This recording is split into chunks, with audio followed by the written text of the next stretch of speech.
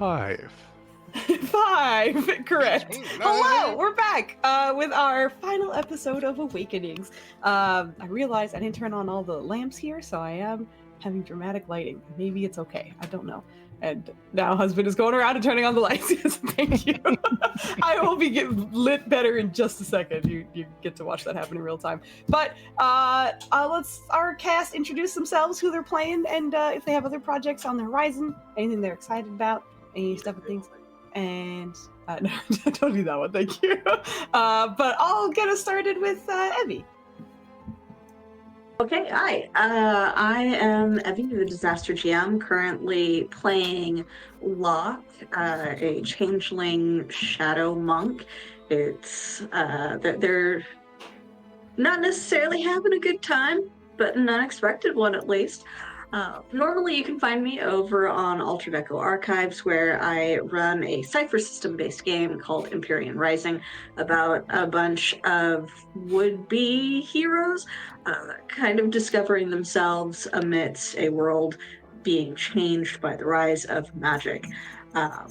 Got some fun stuff on the horizon as well. But that can't be announced quite yet. So I will instead, in the meantime, shoot it over to Joe because Nanners is still eating. What you're supposed to do is wait till he has a mouthful of food and then pass it to him. But That would make him unmute. I suppose in this instance we will just move along and I will continue. For I am Joe and I am playing Ben Rivar, or Ben, 2 N's. And he's a sorcerer mostly, and you know, he's feeling things and going Mostly through anger. I mean, that is a big step on the way to acceptance. And he's got a short time to get there, so we'll figure it out. But yeah, tiefling guy back there, good art, good foos, making good art. And when I'm not hanging out here, I would say that I'm on Legacy, but I guess that's just bittersweetly concluded. But I'll be around for other stuff. They can't get rid of me. They've tried. You have? Nanners, what have you been doing? You're the one who replaced him. Get the fuck out of here. I wanted to defend myself, but what can I say? You can't, can you? But when I'm not here, I'm on Sundays doing Dispel Logic, doing D&D. Shit got real rough last session. We got a lot of bad stuff happening, but we're gonna really figure it out. And when I'm not doing that, I'm streaming on my channel, which is My Cosmic God. And when I say I'm streaming, I mean few and far between. But I'm figuring it out. And thanks to the enabling of Foos, I am running out of excuses to not do my RNG Mass Effect. So I'll figure out a day that I want to do that and start. I'm telling you, bro, Saturday morning you're getting hit with messages. Nanners doesn't keep a regular schedule. He'll be messaging you at like 6 a.m. and then he'll take a nap and message you again at 9 or 10. That's exactly what's going to happen. Are you We'll figure it out. We'll get it done. But speaking of Nanners and his schedule that's irregular, Nanners, you say things. I'm Nanners, Donanario Nanarino. I play... oh man, I almost said Plek. No, that is not who I play. I play Thelonious. He is a Skaven alchemist who is having a weird time. Kind of running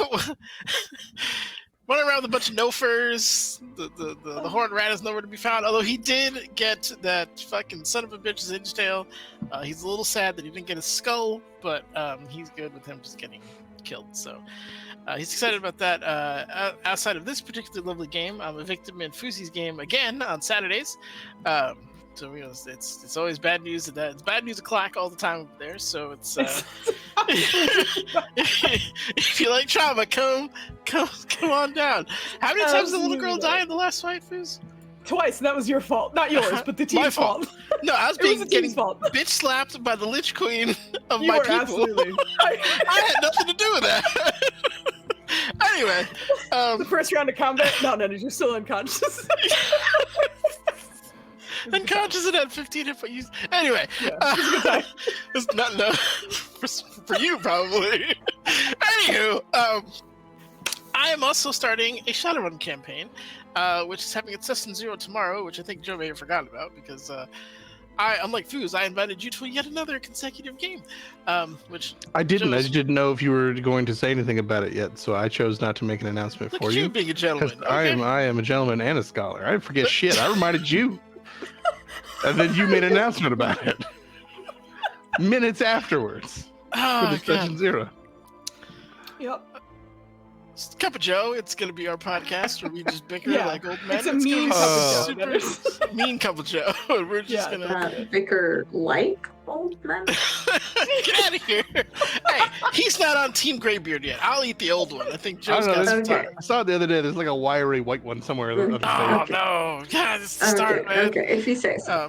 If you say so. I have just as much in my hair. It's just covered with a I variety mean, of colors. You can try and correct, but Evie's right. I'm 31. I'm basically dead. Yeah. God damn. Oh, man. Where was I? I don't know. Fucking, who's taking it away?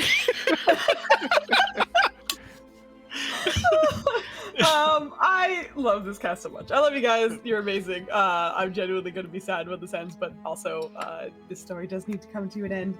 And, obviously we'll be stealing you guys for projects in the future. Joe immediately, and Evie when schedules align. As I told Joe, I do believe the all monk one shot will be happening in April. So keep an eye out for that, as well as the recruiting thing as we do that in our Discord and stuff. But I'm Foos. I'm the DM for this, and oh my god, I have to remove the legacy thing from our info on Twitch. I didn't even think about that. Jeez. Okay, so I gotta do some cleanup that I just thought of now. So I'm the DM for the only long-running campaign that we have going at the moment. On Saturdays are difficult terrain, and everything's fine, despite what Nenner says. It's always good. And I think that's it for upcoming things. I'm trying to remember and not forget anything. Every other Monday, I'm on Rev's channel, and it's awesome and hilarious, and they're fantastic. I love them so much. And yeah, I think that's it. All right. When's the calendar coming out? Why? Why do you need the calendar? For what? Rev's calendar. Rev's calendar. Oh, His fire. see, look, you always make fun of me because I put things on calendars. So whenever you say anything about a calendar, I feel like it's you being like, you're too old or you're too young to be doing this calendar shit food. So whenever you say calendar, I'm ready to get chastised. But yeah, correct. Rev, we need your lumberjack calendar pronto. I don't know if you're around, but you need to get on that.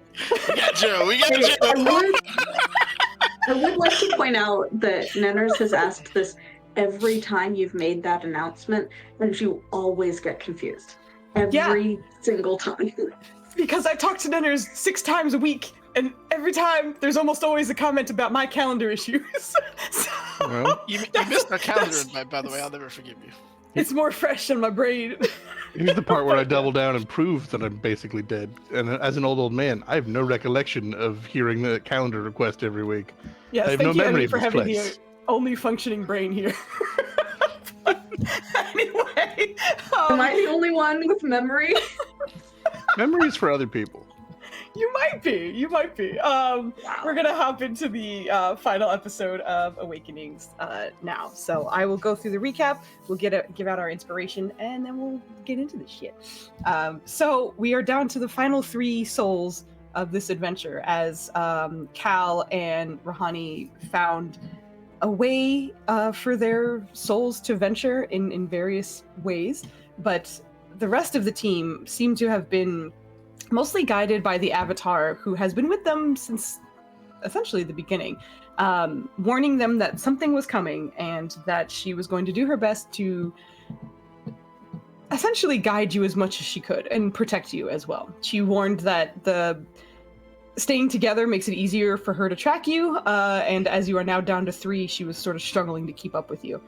But suffering sort of visions and memories and starting to sort of forget yourselves at the same time, the souls are battling on. And as the spirits, or the avatar, excuse me, gave you a direction and guided you with 4 thrown swords and a sort of storm swirling around it on your plummet down to what seems to be glowing moats down below.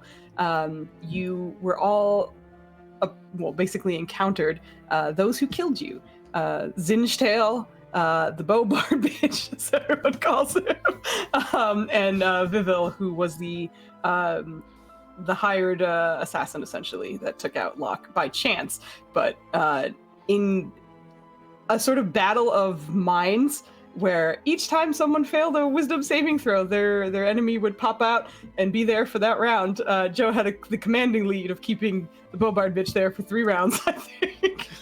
But then Nennis broke the streak with a 0, so it all kind of started evening out a little bit. Yeah, but that was impressive. yeah, The world I'm still needed a hero, impressed by the 0. and yeah, I stepped up. you cracked me up. That was amazing.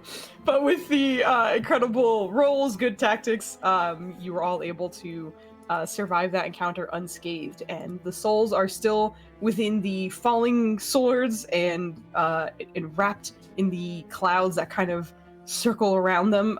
You still see that the moats beneath you are approaching, but you still have a little bit of time before you seemingly make it to your destination.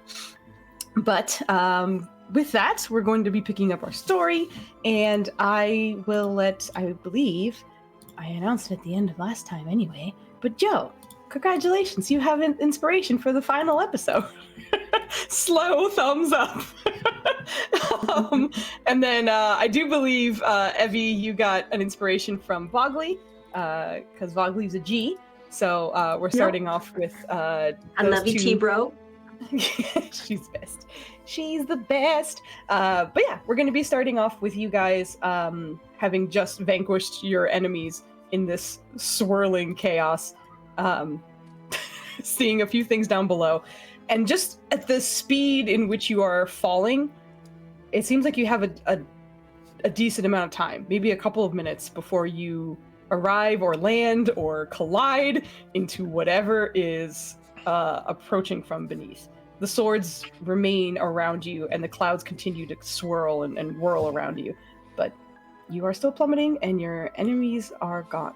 What would you like to do?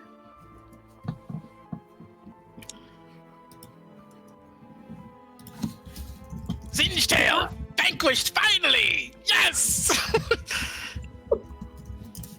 So that really happened? I felt him leave. I need his skull, though. I animatedly look around. I don't see a skull. Do you think they were real?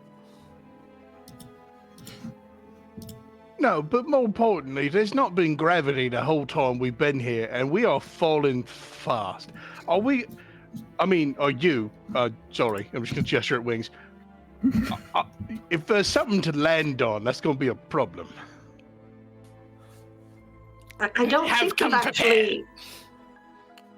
I don't think we've actually been on land except for when we fought for Cal and Rouhani previously.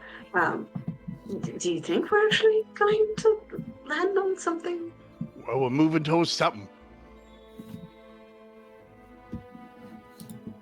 Locke, you're pretty observant. Go ahead and give me a perception check as you are falling. Perception. Mhm. Okay. I have high passive. I don't have great active. It's pretty good, though. Why was it on advantage? But yes. I think you were punching people at advantage due to flanking, and that maybe that just stuck. But that's totally fine. No worries.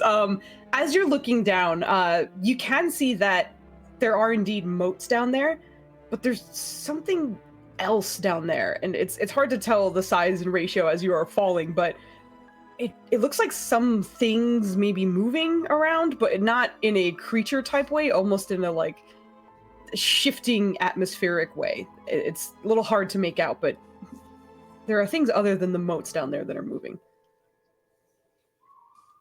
Well, Dan, does your blasty magic cast light as it blasts. The international sign for blasting magic. I'm just like blasting magic. No. Right. I'll do this vote, and I'm gonna cast dancing lights, and they immediately get whipped past us because we're falling. Just do that a few times. If I help, it's just useful. I remember along the lines of where we are going. Thelonious, do you have something that you can just like kind of drop or throw down there that would cast it in light? If I get light meters second per second, get it range. No, that's good. That's not gonna work. No, it's more stationary, close combat kind of thing. Targeting for cannons, never my interest. Well, I do believe that something is moving down there. I cannot tell what yet, but this and like gestures at the swords and full situation might have just been softening us up, because it does seem to be that we have crossed into some sort of hellish afterlife as opposed to whatever ambience we were suffering before. And with that, I'm assuming that we are like within the distance this will be useful. I use the Wheel of Stars to cast Fly on myself. Okay, sounds good. Yeah, as Locke is talking this out, essentially, it's time to hydrate. Hey, Ava, how you doing? Thanks for the hydrate. My noisy bottle. But yeah, as you are talking this out and then casting Fly on yourself, all of you are able to start making out what looks like larger, glowing, almost concentrations of motes from what you can see. They're quite sort of blue and almost very pale in some spots, but they're perfect circles. And as you're looking at it, it almost feels like they're like portals of some kind, maybe, but the closer you're getting, the more you're seeing that that's where the motes seem to be traveling into and out of. They seem to kind of be swirling around these circular portals of some kind. And these portals also seem to be surrounding a structure in the center.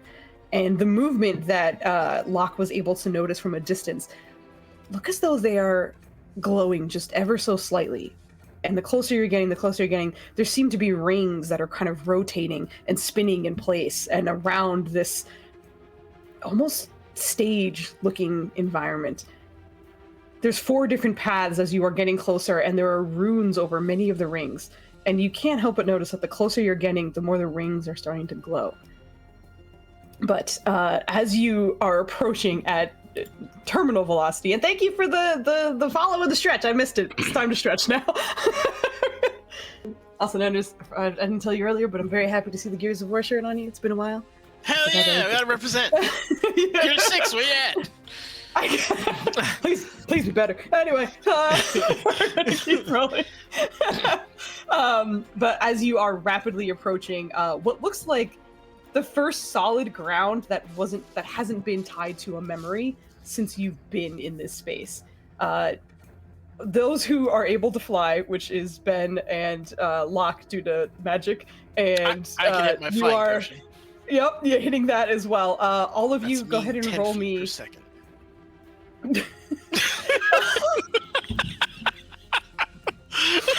Okay. Got her.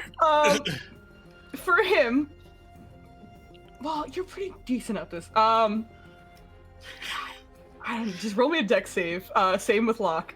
And for Ben, since this is a little more physical for you, a Constitution saving throw, please. Nice. Okay. Nice. Are we still Look at blessed? everybody. You are still blessed. Yes. Okay. So Ben, go ahead and add. I mean, you passed anyway, but you guys are doing very well at the beginning. But you don't forget to add your bless.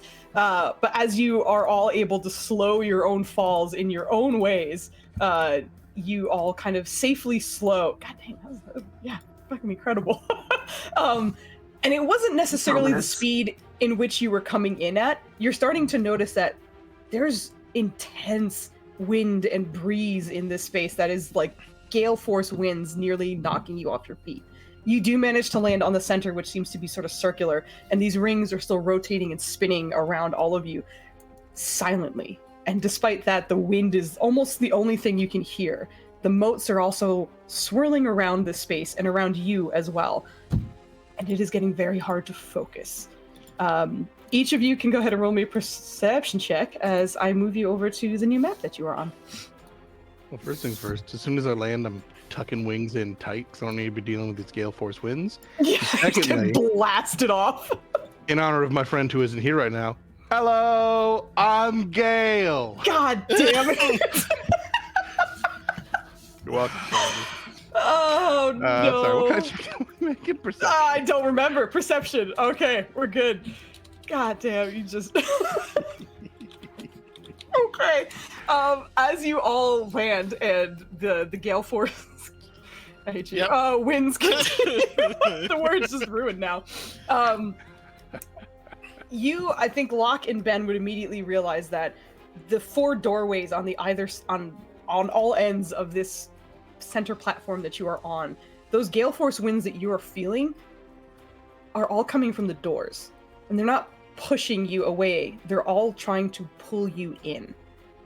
And as you are looking around, Locke and Ben, since the two of you tied on your perception, go ahead and point with your arrows to 2 of them, and I will let you know what you're able to spot in this initial landing.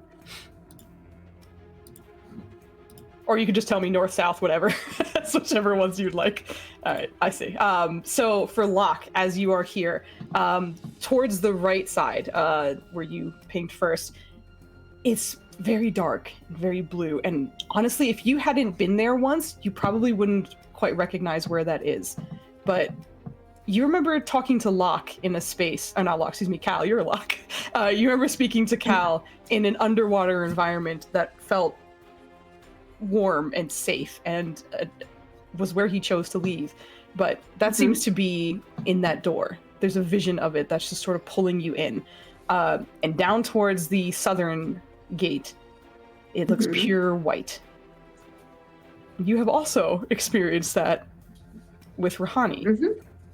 So you've seen both of those and know what are in that. The other 2 you didn't quite get a good look at as the winds are kind of assaulting your senses, as are the motes that are swirling around.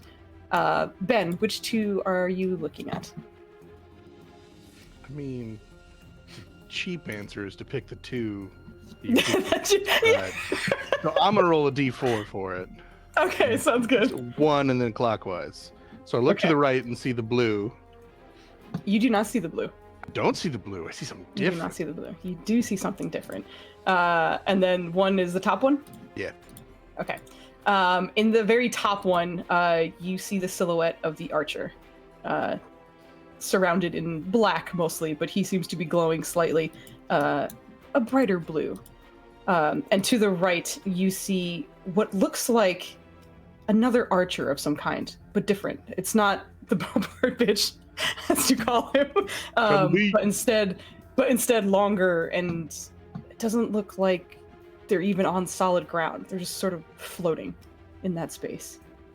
And Thelonious, because you rolled garbage on your perception, which one gate would you like to see? I think Thelonious being he's an intellectual first, coward second. Very, very, very close second. But he is probably trying to piece these, both, by the way, dope map. He's trying to piece together these runes. Has he seen anything like anything that is remotely familiar to him? You can roll me a history check for that.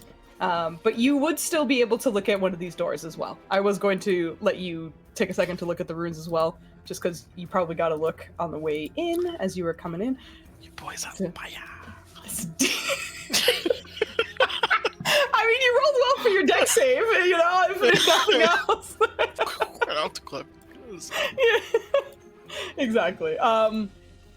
You can't quite tell. There is a theme that you can make out in the runes around, and I think the only thing that Thelonious would be able to pull from that is that they seem celestial in nature, and that it... And Nubs wants to save you. They're cat based. He's yelling at us because we're not in the same room. So he walked out of the room and went to go yell at Nubs.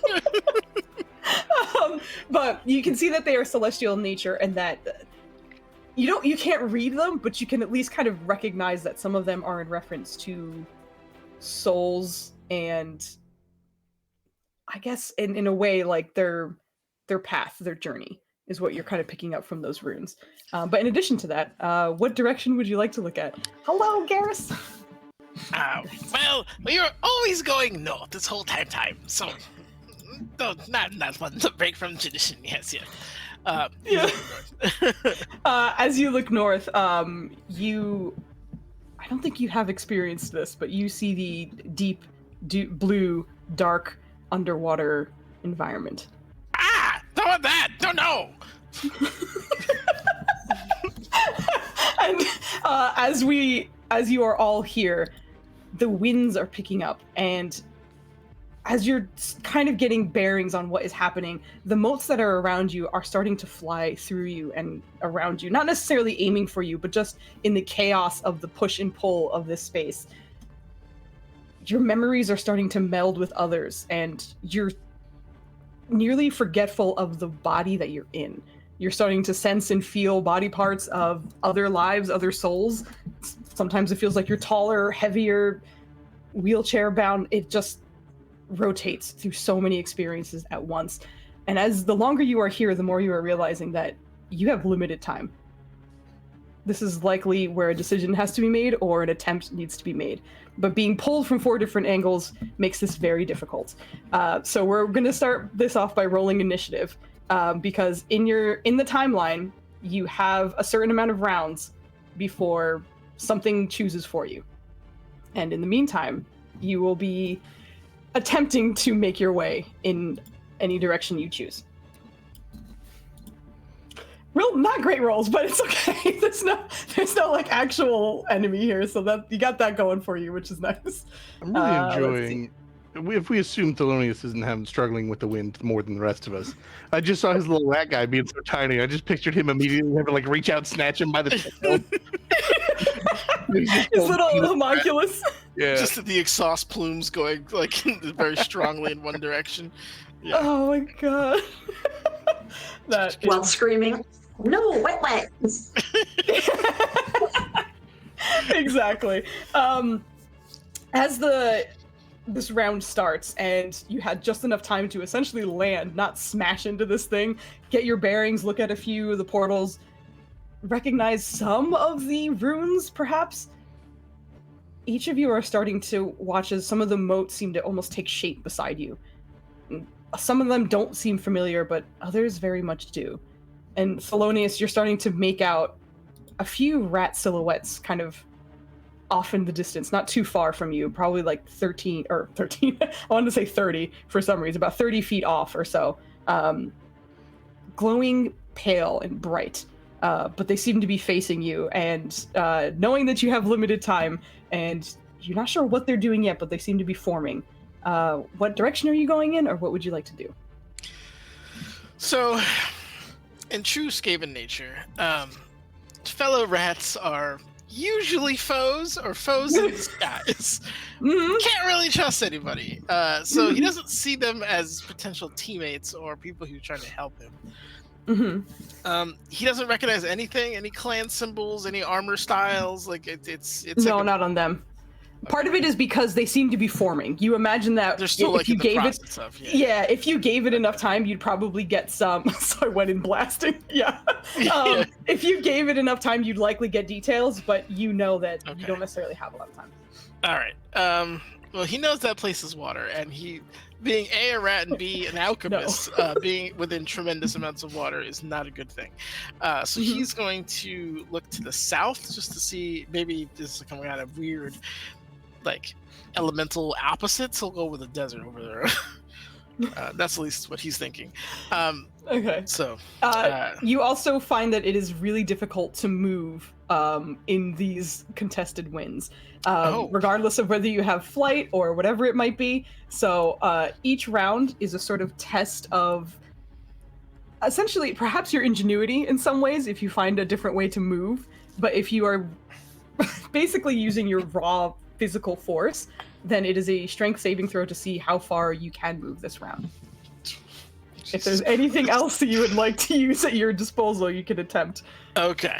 Well, shit. He is. The unfortunate thing of going first is the others are going to get a little more information for their rounds, so they have a little bit more time. And then I'm like, the literal weakest dude in this. Do you want to use strength? No, I'm not gonna get blown clean off this platform. He's gonna get low because he actually understands aerodynamics and airflow and stuff like that. So he's gonna get down, and he's, I would imagine, noticing the symbols and stuff on the floor. Can the floor move, or can it be aligned? Is it? It does seem to be rotating around you. If you wanted to give it a shot, rotating. Okay. Yeah, it is rotating. Yeah, if you wanted to manipulate it, that would. I think Thelonious would be able to tell that it seems heavy by nature, so it would likely be another strength-based thing to attempt to manipulate that. Yep. All right, hold on. Do I have anything to boost my strength? Awesome. Alter form, but that gets ugly quick. And no, I don't really have anything. Okay, so in the interest of time, I guess he still needs more information. He's gonna just kind of just take in everything he can about the runes. He's just gonna. There's a pattern here. He doesn't have a lot of time. He needs to spot something that he can hang his hat on quick. Okay. Give me an investigation check. Oh, I can do that. I can do that. Was that terrible? It was terrible. It was. If you believe it's natural 4, you just have a very good bonus to it. Yeah. Kit! Please, I need help!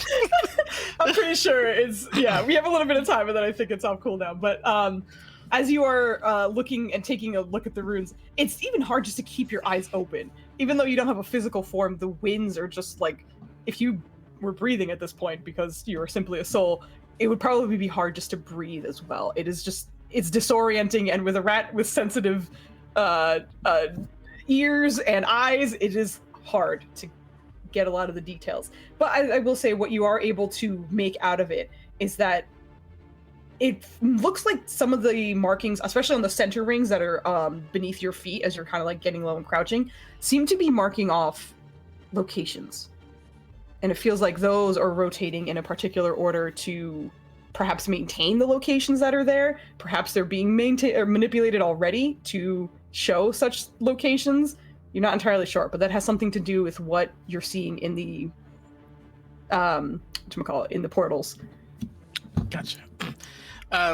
Okay, well, real quick, as the union rep of local chapter 31424, even though you were mostly narrating to justify his lower role, I will jump in and say that the language you used, justifying that the wind makes it hard to focus and see, this is the only person here wearing goggles, so his eyes would be much easier to stay open, and perhaps he might get advantage for such an event.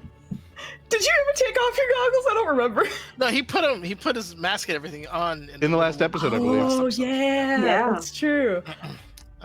Oh, that's nuts, and I hate it. That is, roll me a d6. Thank you, Joe.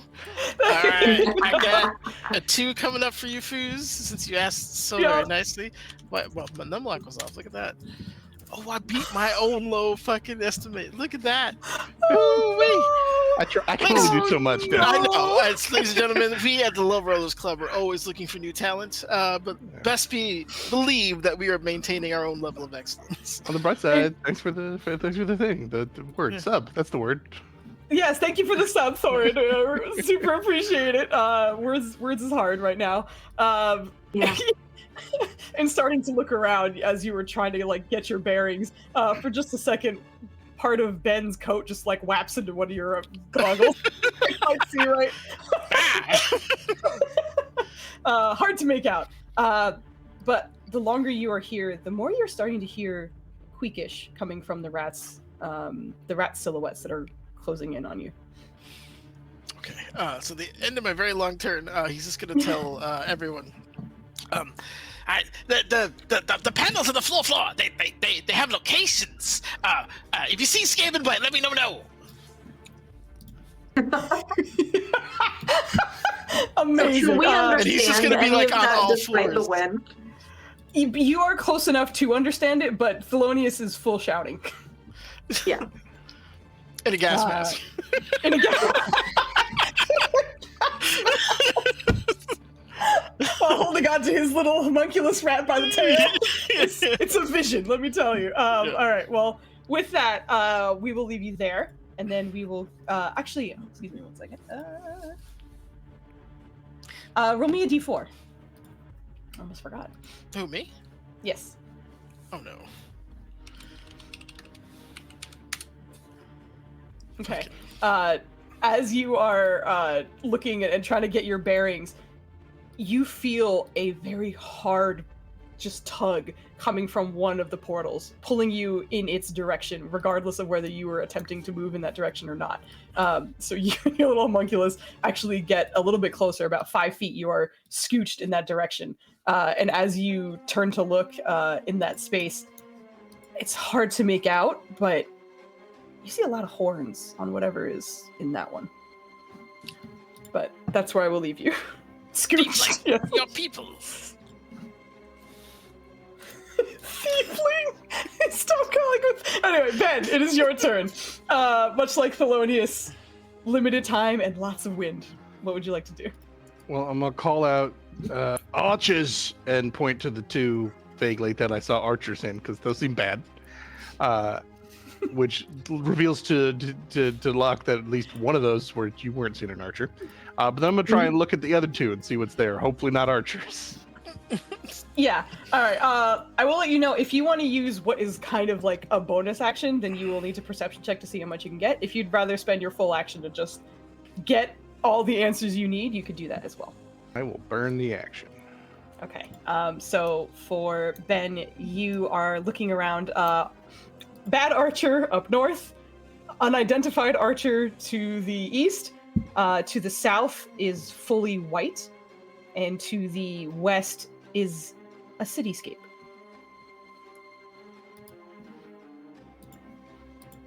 Interesting. All right. Do I recognize the city? That might be a hard thing to do through a portal in high winds. It's pretty hard to do. You might need to get closer. This would be tough for Ben to kind of have an idea of what it is, but that doesn't mean you have no chance. So you can go ahead and roll me a history check. I'll say, of anyone here, somebody who might recognize architecture is this guy. Would be correct. But clearly, I'm Go just ahead. gonna nail it. I'm gonna nail it. All right, that's not bad. I think what you would recognize is that this is gonna sound so shitty, but genuinely, it is narrowing it down for Ben. You do study architecture. You know what a lot of the main cities look like, even if you haven't been there, just because of your studies, especially with your parents making sure you're on top of your shit. That is not a skyline you remember at all. That is a city that you've never seen, and as dumb as that clue sounds, it is actually helpful for Ben. There's a lot of cities I haven't seen, but it's not a place I've been before, which is Right. It's something. also one that you haven't seen in your studies as well. So it's not something that like you forgot. It's just like that's architecture that is a city I have just never seen. Then I guess I'll just, if I can get more words out, describe what I've seen there in as few words as possible, which will be white void, probably bad, city, and just start moving towards the city Okay. as best I can. All right. If you are physically using your legs to move, I will need a strength saving throw to see how far you go. See, I have options, You do. because I'm magical by nature. You are. My best option fucks everyone else in the immediate vicinity. That's not good. So I don't think I'm gonna do that one. Mm-hmm.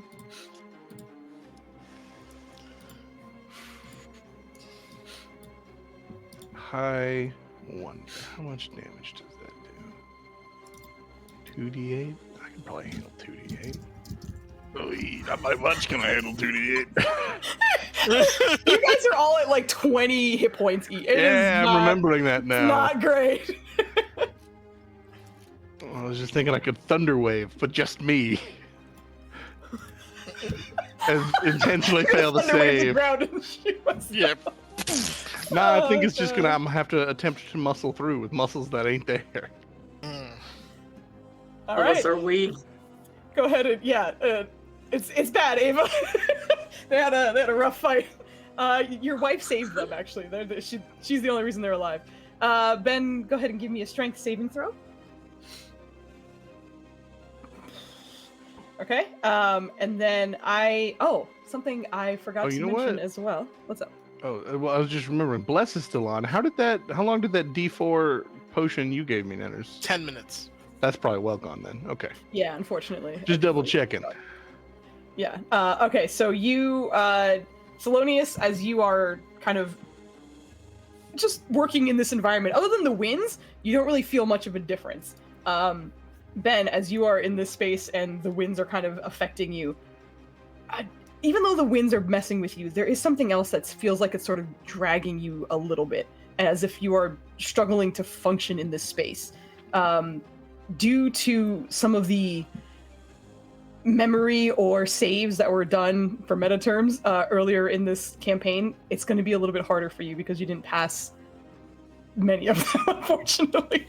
Thelonious was a G and passed quite a few. So any saving throws that you roll from here do come with a -2 penalty. So unfortunately, that would just be, it's a failure no matter what, but something. Well, hey, we might just find out who takes me where at the end of this. We'll find out. Which is also why, like, you're not restricted to just your physical form. If there's something else you can think of a way to move around, you can try and use that. But Ben, as you are trying to move in one direction or just even figure out how to get going, all of the winds just feel like they pick up at the same time and you get dragged in a particular direction. Roll me a d4, and as you are, you start to make out very bright and glowing silhouettes starting to kind of form around you from the motes that are coming out. And the first voice that you start to hear is your mom's. You can't make out what she's saying, but she's saying something. Monster. But you are pulled towards the city that you were looking at. Joke's on you. That's what I wanted to happen. I That's didn't fail. I moved what- 5 feet. Oh my god. You weren't able to move, but it also just like yanked you in the correct direction. All right. That brings us to Locke. I would like to use my bonus action to startled look at the gate that he said bad archer and city, since my attention was drawn towards them. So I'm assuming that's going to be a roll. Yes, it will be. If you are using your bonus action, then you can go ahead and perception that. There you go. That's the word. Okay. Not great. All right. Well, it's not terrible. Okay, yeah, because the threshold for looking at each of the portals was 5. So 5, 10 means you get to see 2. Okay. Because that's why I was laughing at Thelonious, because he got like a 9. I was like, you just got 1. You didn't even make it to the next one. But you were looking. Shy. So you're looking up north because that was where the bad archer was, and then far to the left as well. So in looking upwards, you are able to make out a silhouette that you haven't seen in silhouette form, but you saw this creature in decent detail in one of your visions. It looks like it's that goblinoid that you saw walking along the path. Still seems to be walking, but is definitely that silhouette. You got enough details. I'm not starting to realize that Locke got a peek into so many things that a lot of this is like, I kind of get what's happening. Yeah, like I have succeeded in so many roles because these two keep failing them. Yeah. Exactly. Someone has to roll well. Someone has to roll well. So you're able to And notice that has also, just saying that has probably just fucked me for the rest of the session. But nevertheless. It'll be fine. It'll be fine. Yeah. But you notice the goblin up to the top, and then towards the left, You two make out what looks to be a cityscape that you also have Okay. never seen. So I definitely don't want to go towards the white one. Because I was super Understandable. suspicious of the creepy eyes that were watching us like freaking stalkers. I was not happy to be in the white expanse. I'm almost tempted to go to the other two.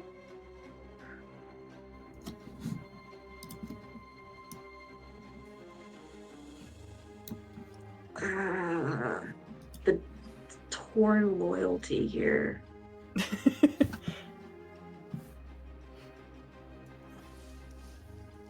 Also, which two are making out? Because I feel like some consent should have been had. Joe. She said you two make out. Nothing. I mean, don't worry about it. What? Anyway, Pay no mind. the torn loyalty here. Shit. I'm gonna try to move towards the north. Up here. All right. If there's any other way you're gonna try and move other than physically, you can let me know what Locke would attempt to do. Otherwise, go ahead and give me your strength saving throw. I do not have strength. I am not strong. I will, however. Is there enough shadow, or is this all kind of brightly lit? It is moving around, but there does seem to be patches of shadow for sure. So The light seems to be coming from the motes that are coming out of those portals around you. Okay, so if there is enough shadow, I am going to shadow step directly next to that portal. All right, go ahead and give me a dexterity saving throw. Okay. Okay, and unfortunately, as you did fail quite a few of the saves earlier on for memory and stability purposes of your soul, you are suffering a -3 to all of your saving throws, which knocks yours down to a 10, which is still a partial success. So rather than... Also, you're finding it difficult to move even in terms of the shadow. You were able to notice that there was a shadow right in front of the door, and that is exactly where you wanted to go. And in normal circumstances, that absolutely would have worked. But for you, it instead jumped you forward about 10 feet instead. I do have evasion.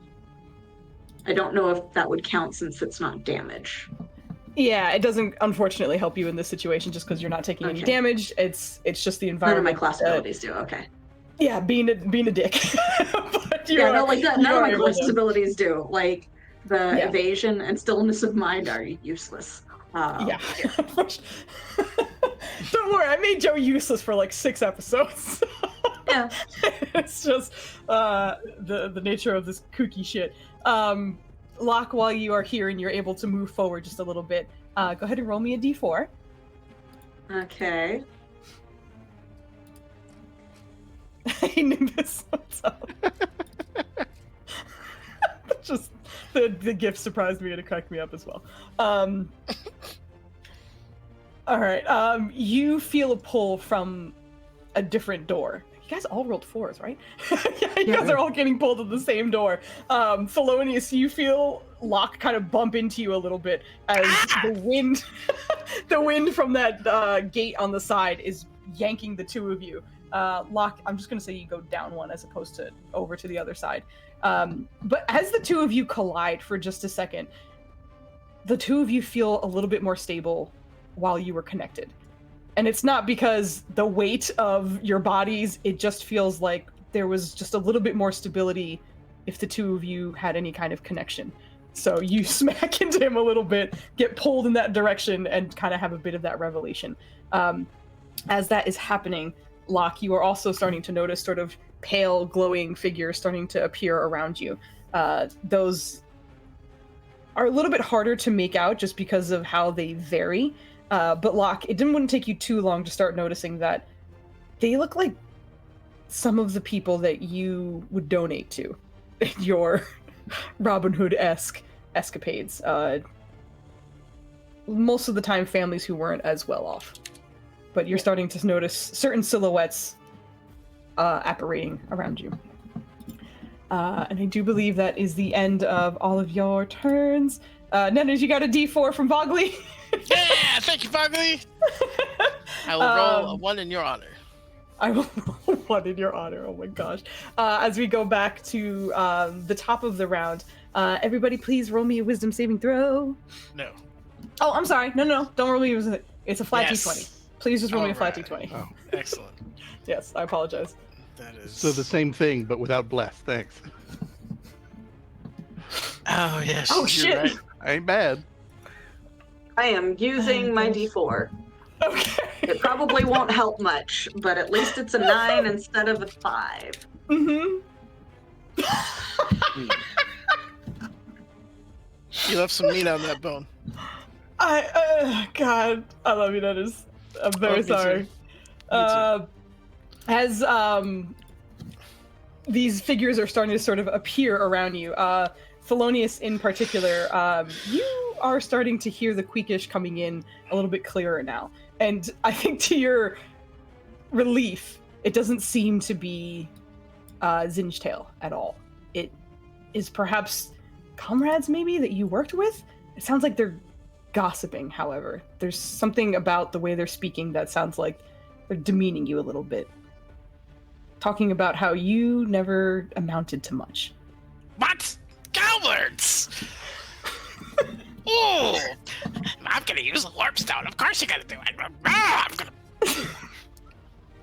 He's just incensed.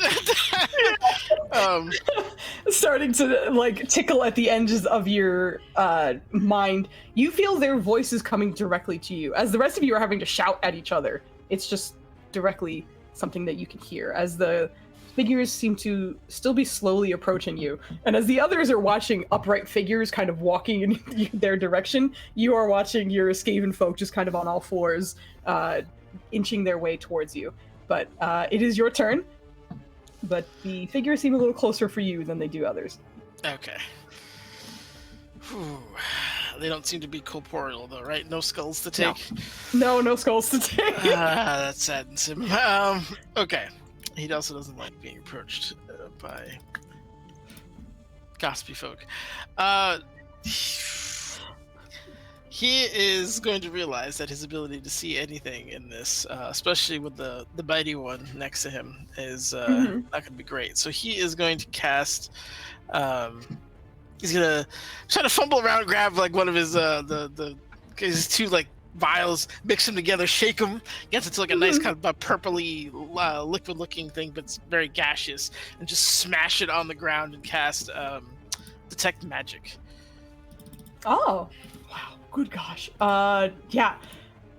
You are nearly blinded.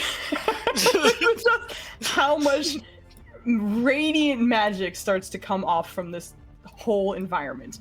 The runes themselves seem to be abjuration in nature, but there are others that are working. It's sort of tangled magic from what you're able to make out. The main ones does seem to be abjuration, excuse me. The portals, the 4, all seem to be heavy conjuration magic. Okay. That tracks. Is there any do any of the runes like align? Is there any kind of pattern that like he can ascertain, or could this help like an investigation check? Maybe not give him the answers, but like just give him clues. He's just trying to get more information, essentially. Yeah, I would say with your previous rolls as well, you can investigate at advantage. Yay! Okay, got a good thing to this. Don't fuck this up. Also, Yes! posture check from Xanthos. Wow, very nice for both of them. Very nice. It's a posture check from Xanthos. He's back. Welcome back, buddy. What's up, Xanthos? In looking around, you finally get a clear vision, just a moment, a pocket in which the winds weren't fully pulling you away, that you're able to kind of get details from it. It's strange because it's not a language that you naturally would be able to read, but you're just kind of understanding it. And you imagine that has something to do with also the fact that everyone was able to understand you, and you probably only spoke Queekish most of your life anyway. Language doesn't seem to be affected here, but that also seems to be working with your ability to read. So as you were reading this, you can see that it seems to be detailing trials of the soul. and you're starting to recognize different locations. One that you also are able to recognize, not necessarily Skaven Blight, but a location in which the Great Horned Rat resides. You're also able to start... You're also to see other locations that are foreign to you, but you're able to identify all of them and understand that there's a decent amount that aren't from the same realms. And you're not quite sure how reading that you're able to get it. You're just able to understand that.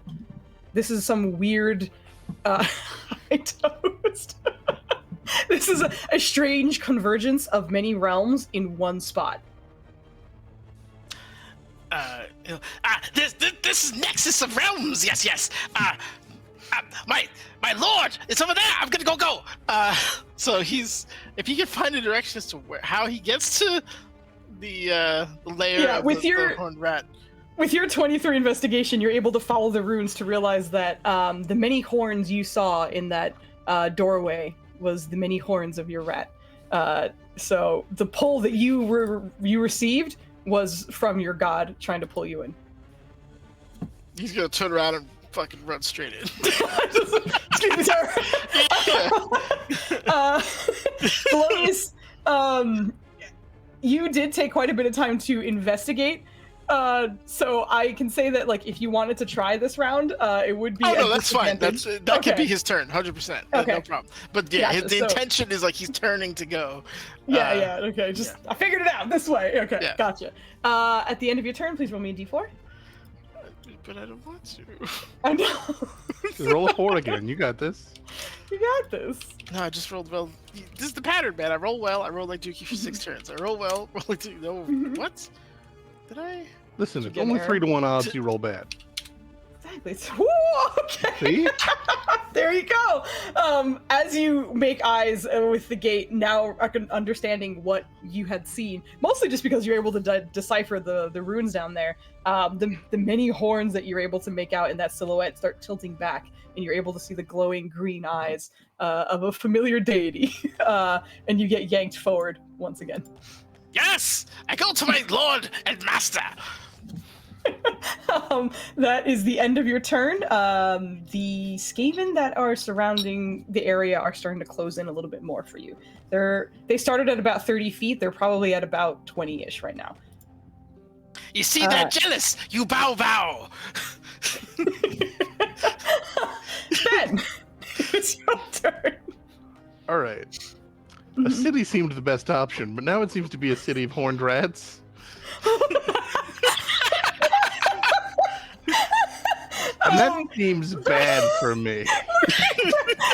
You can roll me an int check if you would like for him to possibly be stopped. Carry on. Oh my god. Exactly. Oh my gosh. Well, fuck. Well, the city seems to be where the horned rat lives, and that's not good. Well, it's great for you. Not good for you. No. No. Fuck, you know what I mean. Fuck it. It's bad. That's the fuck that killed me. That's someone else who wants to kill me, and that's nothingness. What do we do? Shit. Let me observe this thing. I don't know magic, but I know stone. So I'm gonna see what I can glean about the structure we're on. Okay, so much like Felonious was doing, trying to make that out. All right, that's a... Ooh, it's a little different for you, maybe. I'll let you choose between history or investigation. They're the same roll. Okay. That's not too bad. Kind of frustratingly, I think, for Ben, you're just able to confirm what Felonious was saying out loud. It almost feels like your mind is aligning to the information that are on these runes that you wouldn't naturally be able to read, but you can now. These are locations. That wasn't high enough. I can't give it to you. There's various locations that you recognize, and a lot of them are in reference to realms and sometimes planes. You even are able to make out one that seems to say the material plane, and you're able to notice even specific cities as well. But it is many different locations and some that you're not able to recognize at all. All right. Well, I don't know if I can dial this in to a different location, but the 4 paths don't seem to have changed. No, they don't. Okay. Well, I'm gonna try and move back towards the middle. Okay. You can go ahead and give me your strength check if you are attempting to move. This is not a strength saving throw. Sorry. Okay, gotcha. And you do get a -2 because of your previous, so it is a 14, which is a success. So go ahead and move yourself 5 feet in whatever direction, or 10 feet. Excuse me. You can move 10 feet because that was a success. Nailed it. The winds seem to be picking up a little bit again. Go ahead and roll me your D4. Roll a 0. Nobody pulls me nowhere. Okay. Can you imagine? It's just like somehow he got a 0. What is going on? Pardon me, it's just this. As you're managing to center yourself in all of these. Towards the south, that white door seems to yank you in its direction. And as that's happening, you start to make out what your mother's voice was saying on the wind. You failed me. Oh, good. As you get yanked in one direction. But that is the end of your turn. I can't reach out for Locke. I mean, if you want to try, you can. I absolutely do. Okay. Yeah, Locke would try to hold them in place if they have the option. If Locke is like willingly helping and able to notice, I don't think I would need a roll from either of you. You would be able to kind of lock arms. God damn it! I feel like I've done this so many times with your name, and I apologize. But you're able to grasp onto each other, and much like you felt when you bumped into Thelonious, you feel like you have a little more strength. Like moving maybe together might be easier, but it's way easier to resist the winds together. But there you stand, and you were yanked fully. And Locke, like you're an athletic creature, but you're not physically strong enough to kind of hold someone down. And for just a moment, as you manage to hold on to Ben, his feet are nearly blown off, almost like the cartoon, like horizontal, before you're able to sort of center and get him back down. But you keep him in place. And Ben, the silhouette of what you are starting to imagine is your father seems to be approaching from a different angle as well. I'm sure he also has good news for me. Locke, it's your turn. His family's so supportive. Mm-hmm. I am going to look Ben in the eye as much as I can in the moment, because I'm sure that his attention is somewhat divided, and say, I've had visions of the one in this others. I have to find out why. And I'm gonna let go of him and try to make my way to the other one again. Oh no! You center him and you're like, so good job, unless buddy. he's joining me, and this is like a tandem effort, I am trying to make my way. If you up try to and the go north somewhere, gate I again. wouldn't try to hold you back. But at the moment, this is better than go anything else. So yeah. So would Ben sit still essentially? Well, I mean, unless I'm able to move with Locke. Yeah, this is a very strange situation in that if you tried to move together, it doesn't necessarily need to be on your turn to move with the other person. Then I would move together, because all of my options are bad. Even though I'm going towards the one that has what you would consider the bow bitch in it? I don't care for it, but I've got time to consider my options. The only one that seemed nice also seems to be the horned rat. Yeah. Yeah. Valid. Ben's like, these all suck. Okay, Locke, you do not need to roll, but you are able to move in the direction that you would like to go with the stability of Ben. The two of you are holding hands again, and this time it seems to be helping quite a bit.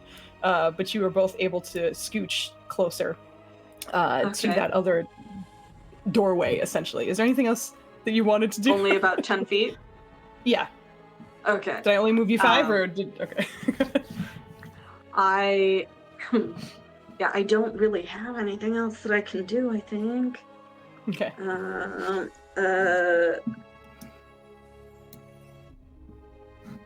Oh, So Yeah, everything you're right. else It that I should- can do is a very solo thing.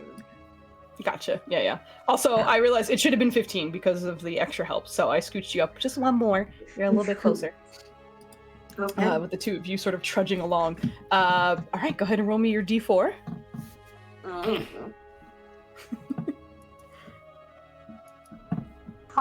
All right.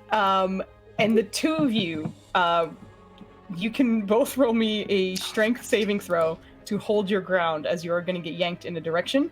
You need to add up to a certain number. Okay. There's a -2 and a -3 because of your Yeah. penalties. So that Is is a 13 failure, enough? unfortunately. No. Well, thankfully for you guys, it's a combined total. So you guys need to hit 15, and you were terribly far. The penalties are what killed you in that. But you Yeah. guys both shimmy back about 5 feet.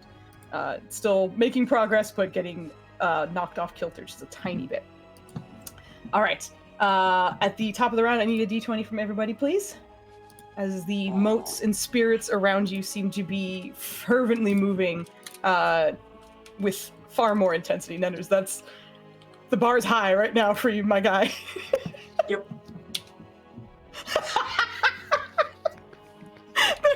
There it is. Oh gosh. Sorry, that is a love you. It's That's a 9. strong 9. It's a 9. It's a 9. Yep. 2 dice rolls. Mm-hmm. You're starting to make out the Queekish a little bit more. Whisker, just the worst. That's why he die. Now we take notes. Zinchtail gives us notes so we can use his smarts. Smarts for us. No! He's just pissed. How could you? My notes. I worked for it. I sacrificed. Ooh. Must stay focused. As the voices are coming through far louder than the winds even around you, you are starting to kind of have trouble differentiating yourselves from the motes and the souls that are moving through this space. And you're a little surprised to see how many, what you're assuming are Skaven, moving through the spectral area as well. You're starting to kind of forget even some of the details that were in the notes that you knew by like back of your hand, essentially. Part of you is starting to get lost. And you know let's that go. yes, time is of the essence, for sure. Yep. Does he turning around, does he see, he knows the structure, right? Is he Yeah. that he's going towards? Okay. Mm-hmm. Did you mute? What the heck? Did I lose you? Yeah. Okay. Okay, good. I was like, don't no one know. else is Good? talking, so yeah, gotcha. There we go. Yeah. Alright. I misclicked and almost left the page, and apparently that mutes it. Anywho, yeah, he's gonna turn around seeing what I assume he knows is the realm of ruin. And probably more important is I see Vermin Hall. It's mine. And he's gonna turn, and every element of action, movement, whatever, he's just gonna burn to try to get there. Actually, Okay. he's gonna cast Expeditious Retreat on himself, Hey, there you go. and just like, Okay. oh no, he injects that one. So just, yes, I'm the fastest run alive, and he's gonna go as fast as he possibly can. Amazing. Towards the mhm. Vermin Hall and his. Go ahead and roll me. For you, this would be an intelligence save because you are using your magic to help you scooch along. Kind of regret burning that D4 now. Let's see. But what is done is done. Investor, you said int save. I'm allegedly pretty good at that. Legend. Oh! Holy shit. Yeah, 31 intelligence save. You are able to channel much more from your spell, honestly, than you were probably expecting. It honestly probably feels like one of those alchemists who are just like, aha, I did it! And then like just too much power. You go forward faster than your feet can kind of keep up with yourself. But you do manage to scooch up. Normally what is doable for one person is 10, but with your nat 20 you get 15. Yes! And as you are closing in on the gate, the vision of the silhouette is just crisp and clear, and the details are coming in, and you can see the great horned rat with a handful of failed Skaven in his hand, partially bitten in some ways. Aha, that's what you get, kid! But looking in your direction, hard to make out the expression, but the green eyes lock with yours. But Good luck, no fez! that's where you want your turn. That's my turn. Yeah. I'm sorry. Roll me a d4. I almost forgot. You have to get yanked. Don't you pull me away, Foozca, be so bad. Just roll the 4 again. If it's a 4, you're No, there's no way I'm rolling 3 consecutive numbers. Just the exact opposite. Yeah. It's the exact opposite. You say that as you're like, good luck, no furs, and then you watch him get yanked back in the direction he's going. You lose 5 feet, Yeah. but you Okay, still gained ground for sure. Okay. Which brings us to Ben. All right. Looking over at his door, it still looks like a city. It doesn't look like a horned rat. You don't see the horned rat. Okay. It looks like a city. I don't trust it. And this was just an unknown archer. Like, not necessarily someone who wants to murder me, but it doesn't feel good. And this is definitely bad. Yeah. That's what you're making out here. Right.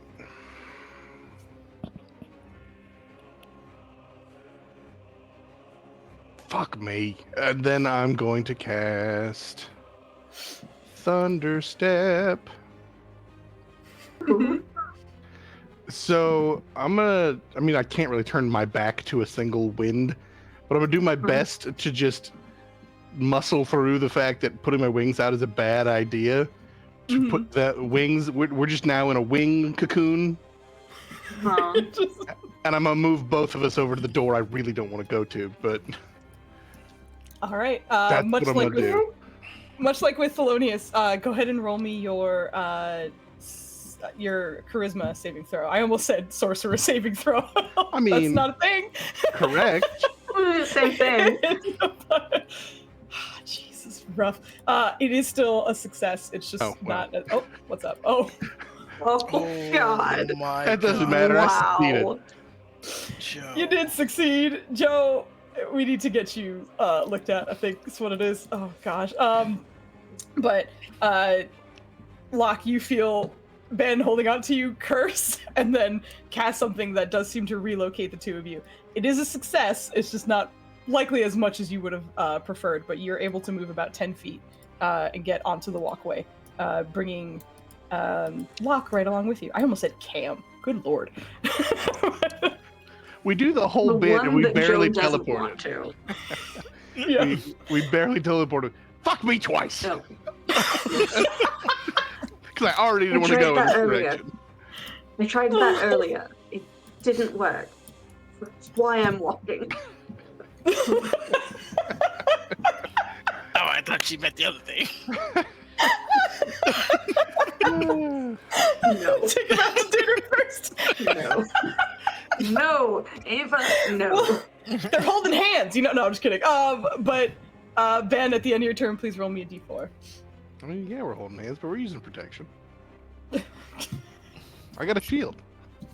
I forgot that you rolled a nat 1 in the d20, and I was like, oh, okay, you got a 1. And then you rolled another one with a d4. That's what I do. But hey, it's the direction I don't want to go, but I want to go. Exactly. Strangely enough, it does pull you closer to the direction that the two of you are moving towards. So the winds yank in you in this direction, which brings us to Locke. All right. I'm going to say sorry to Ben because I can hear his reluctance and distaste for this in every step that we take. But I'm gonna try and muscle forward again. Okay. Go ahead and roll your strength saving throw. Fuck. Is one needed if we're going together? roll. Yeah, they still need to maintain. Essentially, this is also seeing how much they can advance. If you don't at all, one is how much I advance. Apparently, a nat 1 without Ben behind you would have sent you backwards, but with Ben and the two of you able to like stabilize each other, you just don't make ground.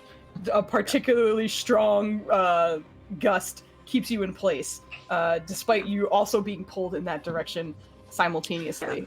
like big old angry changeling snarl as I'm trying and then just not moving. Okay. Felonious haven't been pushed back, keeps an eye on. He always is keeping an eye on the toothy no fur because he's expected to get bit in the neck eventually. But as one last act of gracious, excellence, that is Thelonious' opinion of himself. He will load his sling launched around his arm, look at it, and fire it in the neck head area just to make sure it's as effective as it can. And I imagine you get a repulsively strong boost of ammonia straight into the nostrils that you do not have. So he doesn't really understand how your olfactory senses work, but he knows that this works. So you get 5 to that save. I don't know what that does for you.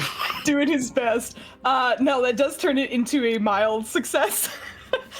So you are able to inch forward. As long as it wasn't genuinely, if you're holding on to someone, the only way to not progress is a natural one.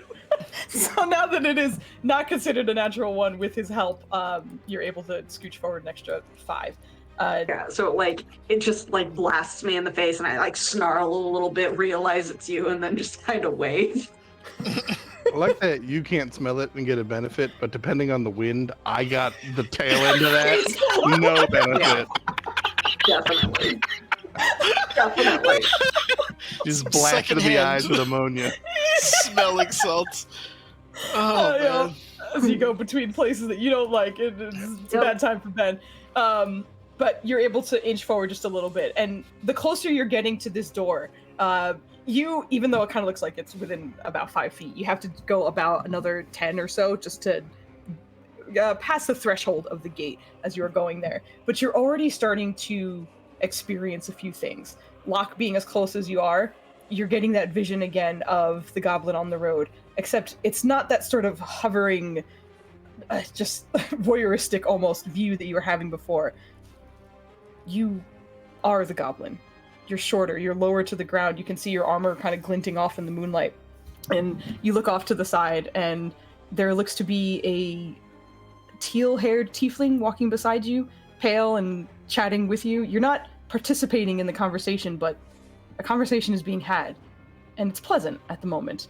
But you're traveling on, and you're almost losing bearings on Locke right now, on yourself, on where you're standing, on who you're holding on to. It's nearly detaching you fully from your senses.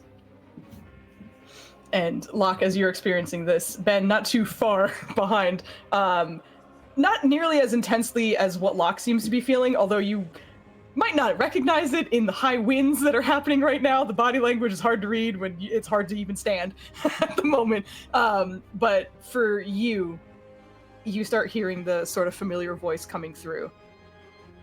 I didn't expect you to come back willingly, but I'll take what I can get. And that is what you guys are experiencing. Please on your next turn just tell me that this is what you're experiencing. I told you it was the guy who killed me. You just get donkey kicked through the door when he runs the other way.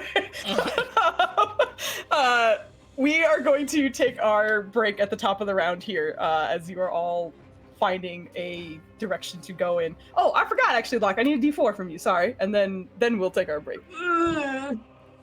Let's go, Locke. This could be bad. This could be great. Okay.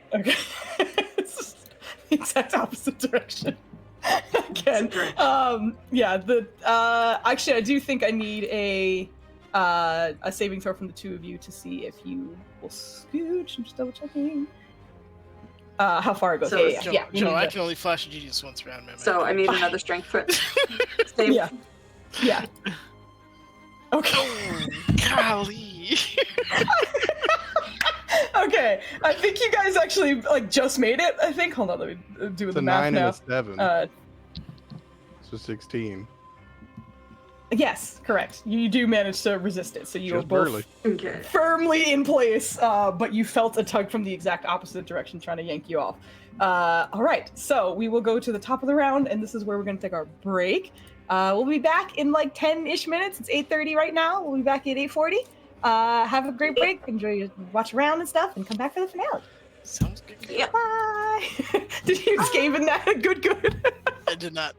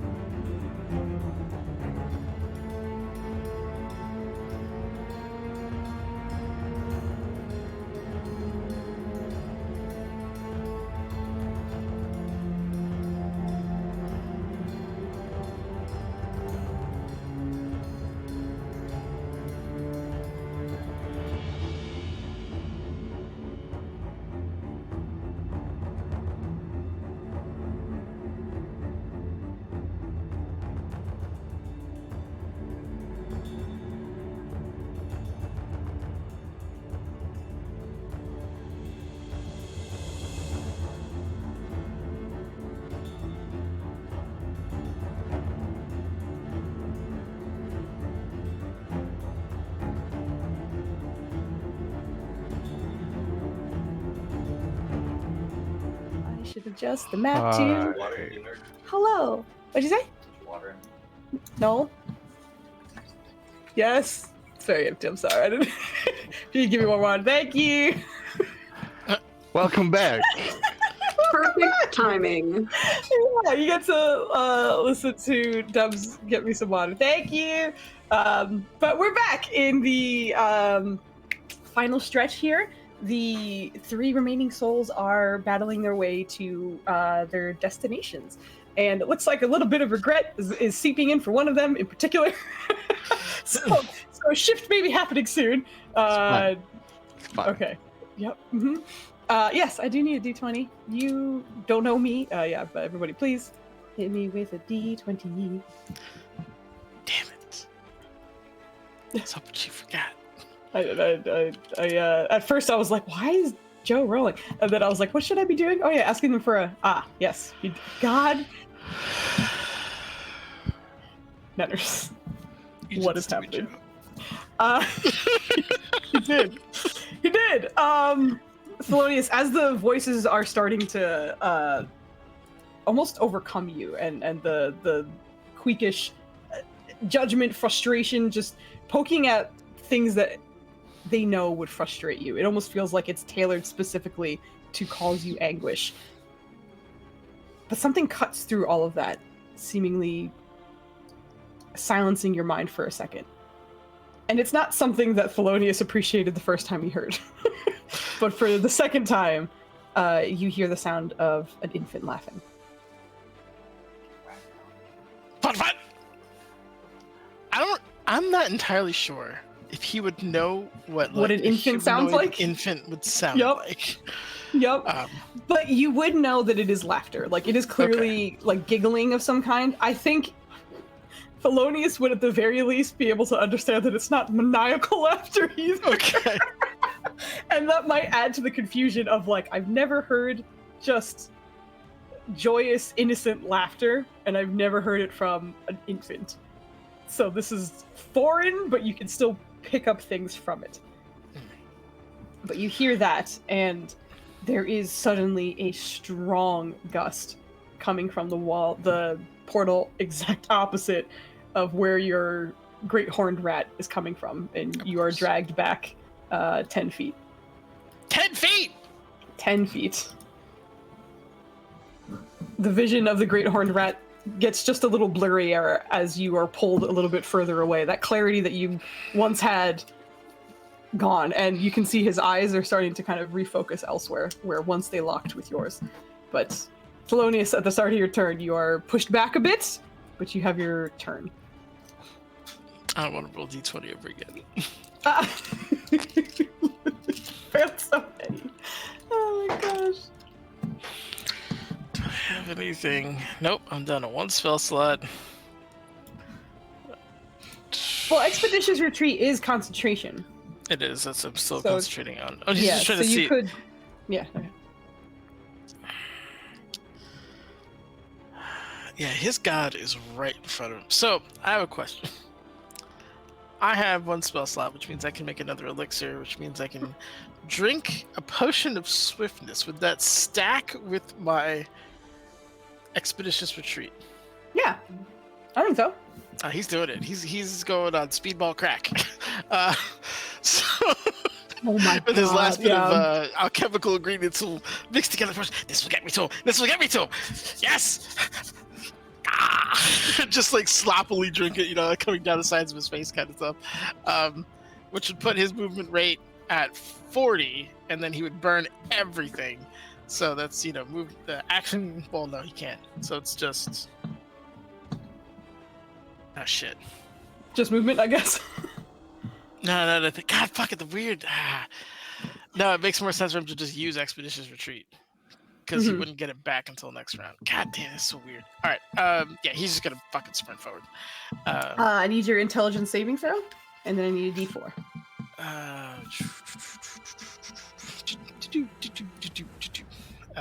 I'm not an advantage, I imagine. So 18, and then you said a D4. I don't want to give you a D4. You're gonna push me back again. Maybe. Who knows?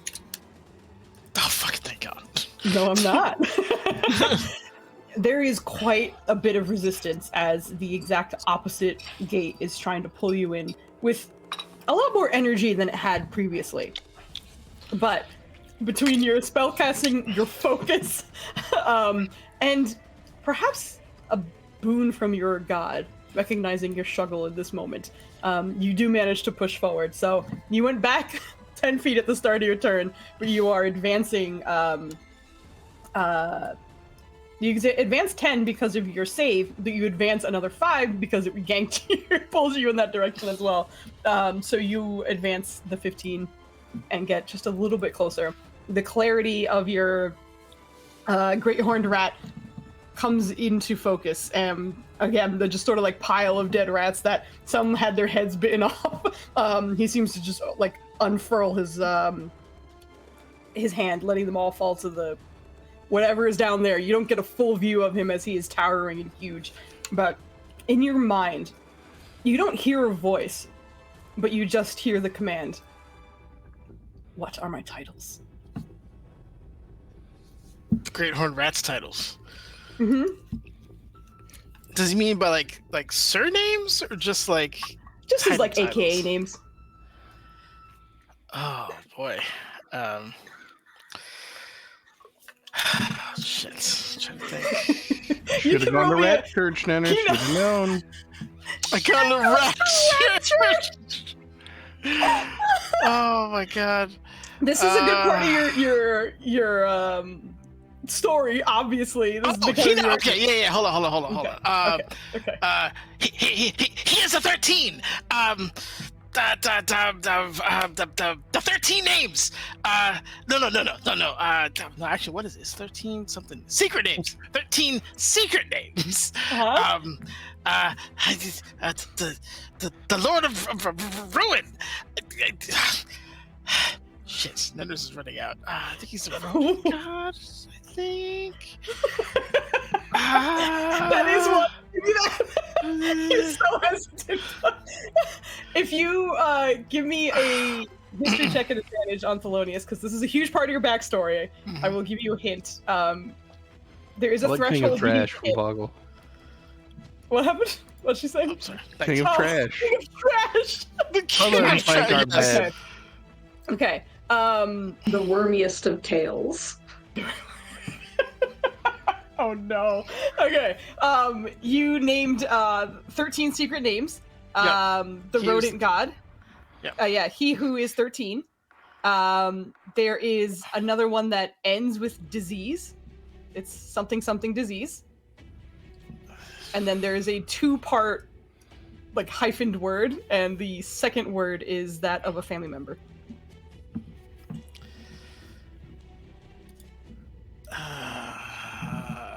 And I will actually- okay. The fucking clan pestilence. They're always talking about the harbinger of disease. Is that it? Yes, the harbinger of disease. Awesome. And you need one more.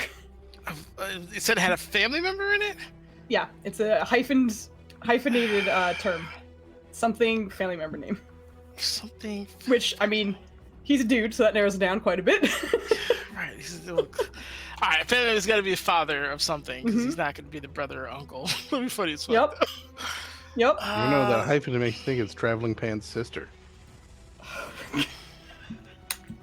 Referencing things I only barely know about. I need to get the get out emote on here. Hold on.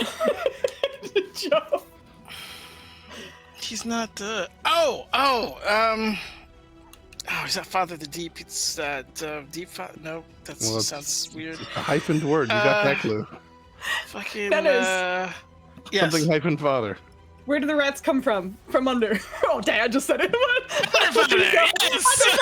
There you go. What Real quick. genius. Oh my god. I was like, Deep let's say Father. That something sounds else. like a porn name. No, That I don't sounds know. awful. Yeah, no. You're good. Listen, you made me do a ton of Skaven research. I'm fucking throwing appreciate it back at you. Listen. Yeah, you are. Foos. God, man, I'm fucking so fucking rusty at that shit.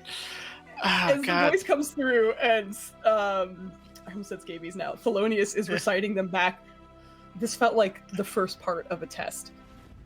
It seems as though even though he's pulling you towards him, that bundle of rats that he just dropped from his hands might be you if you don't answer correctly. I mean, that's fair, yeah. I knew what I was getting into, yes. Thelonious will not fail. That's the end of your turn. You got a round, quick, and pull up some Skaven research.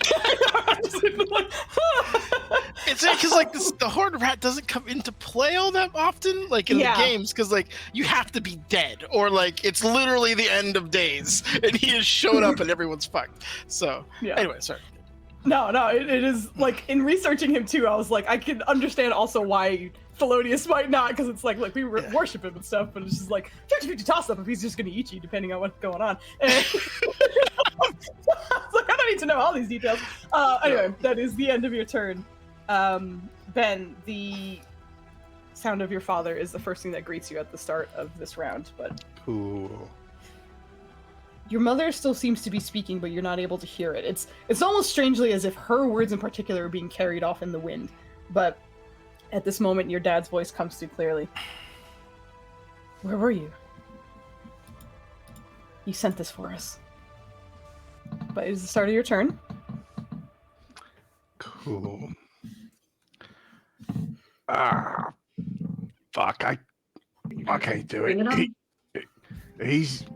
I'm not going to the man what killed me. I don't know why you need to go through this door, but I'm not taking you any farther. I figured maybe it's easier together, but it's only to walk. I can't. I gotta go the other way. I understand. And if it would help him, I will push him back as he tries to separate. I unfortunately think Locke is being bombarded with so many senses because you're almost between the two bodies that I don't know if you would be able to functionally do it, but I would love to see you try. And I think this is sort of like a sensory thing that you're dealing with. So I'll give you, I guess, an insight check just to see if you can kind of hone in on yourself enough to move your body the way you would prefer. Nice. Holy shit, that was the DC in my brain. Okay. You can see a little bit of like dissociation happening with Locke, but maybe it's that monk stillness of mind coming through that you're able to kind of refocus and lend a bit of aid.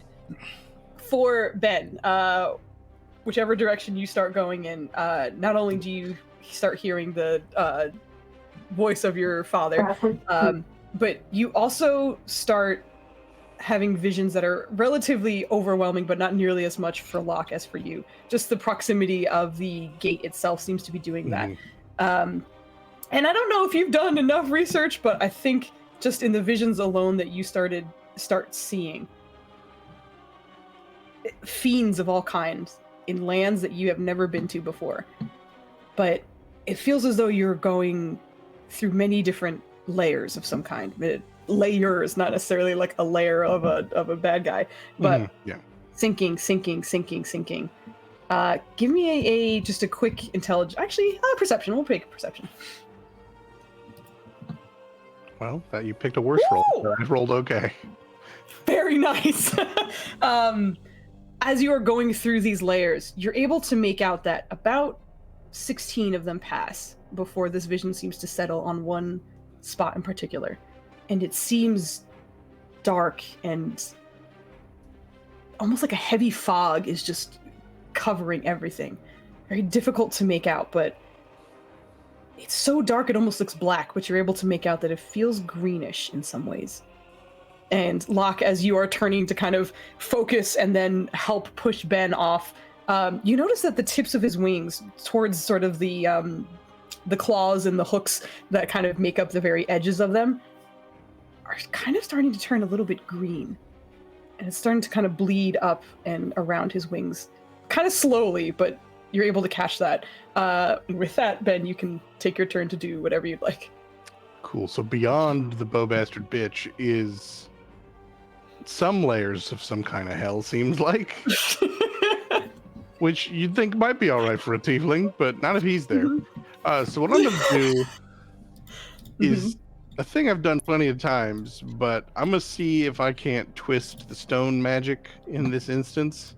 I'm going to just turn to stone as I am wont to do, but I want to see if I can like dig in I don't know about physically, to this platform and like let this stone like rise up my feet and throughout, rather than the black marble that I normally become.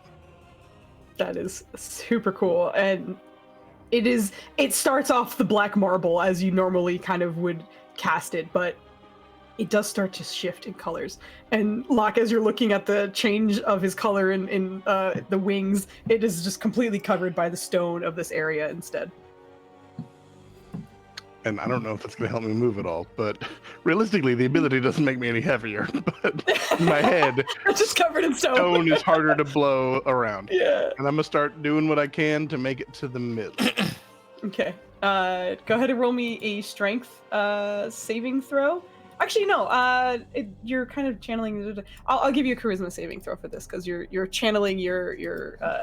Oh, hold on. I didn't hit save, so that's a plus That's 3. two 19s in a row, sir. Sometimes I do all right, and so that's actually a 26 because I didn't click the save button. Fucking incredible. Yeah, absolutely. You are able to, with the help of Locke, make it the 15 feet in the direction you would like to go in. So, there you go. Go ahead and roll me your d4, please.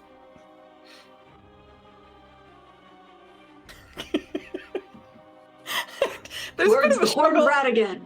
Yeah, there's a bit of a struggle that seems to be happening towards the horned rat, in which he's kind of going backwards and forward, and this is just a weird runway for Thelonious right now. You managed to kind of get yanked in that direction as you make it towards the center, seeing him fumbling also on that end. No, basically confronted with very obviously Bobard bitch, and also Locke seeing and experiencing something else and explaining the goblin bit around before. I was like, okay, I now have enough empirical evidence that I think Ben, without any roll assistance, can make an assumption that maybe I'm not going to the horned rat, but it might be a better gamble. It's hard to say. Realistically, it might be, go to this archer. He doesn't want to shoot you. Yeah, just shoot things around you. You'll be fine. Okay. That brings us also for Thelonious and Ben. The visions of the other silhouettes are still kind of closing in on you. They're likely about 10 feet away from both of you at this point. And I did want to try a thing, because I don't unless moving also consumed my action. I don't believe so. Is turning to stone an action, or is that a bonus action? Bonus. Okay, then I would say you have your action left. So, looking at all these runes, I recognize some of the locations and even specific cities. Can I tell which ones are actively connected to the portals or no?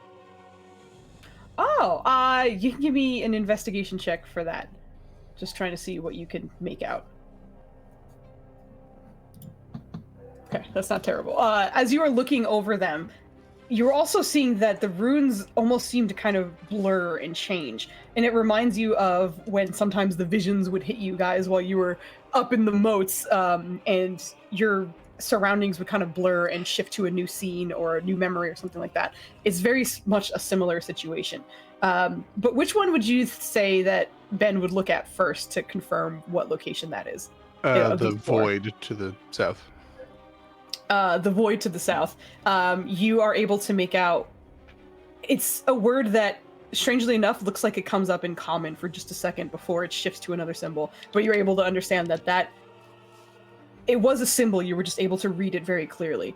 But that one shows up as aberration. Okay.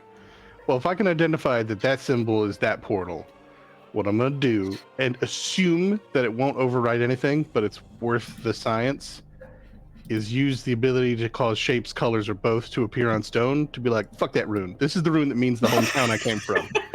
I'm going to put the location symbol of going home and assume nothing happens because there's zero reason the cantrip should overwrite this, but... You feel your magic take hold and shape the stone, but the runes themselves don't seem to be a part of the stone. They seem to be kind of floating above it. So even though the stone beneath it seems to kind of change shape, the rune almost in spite seems to glow just a little bit brighter. Figures. That's I'm good. Okay, sounds good. Very nice, very nice. That brings us to Locke. Yes.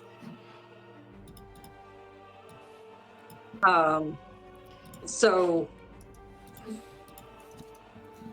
I'm making assumptions, so Locke is making assumptions. And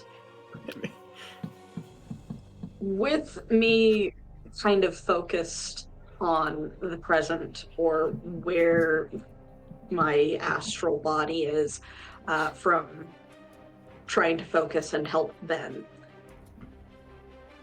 would I have presence of mind enough to figure out if what I am walking towards is my reincarnation? Ooh, okay. Ooh. I will let you choose between a int or a wisdom check, just to see. Wisdom. What... That was so quick. Right there. Also, Maya gave you a D4 notice. Yeah, thank you, Maya. So I got you, girl. It's gonna be. It's conditional. You have to stop suffering because that's gross. Yeah. I heard Joe say gross like 6 times last night. So is it an insight check or is it just a wisdom check? Okay, I was just going to keep it as a wisdom check, but I think insight makes sense for this situation, and you'll see after you roll. So go ahead and roll me an insight. 25! Good lord. Okay, couple things you're able to pick up from this as you're just able to focus on yourself and this feeling. It is certainly a reincarnation of some kind, but it's not... You've studied enough in sort of like spiritual things, which is why I was like, it can be int or wisdom depending on what it is. Just enough to hear about study, yeah.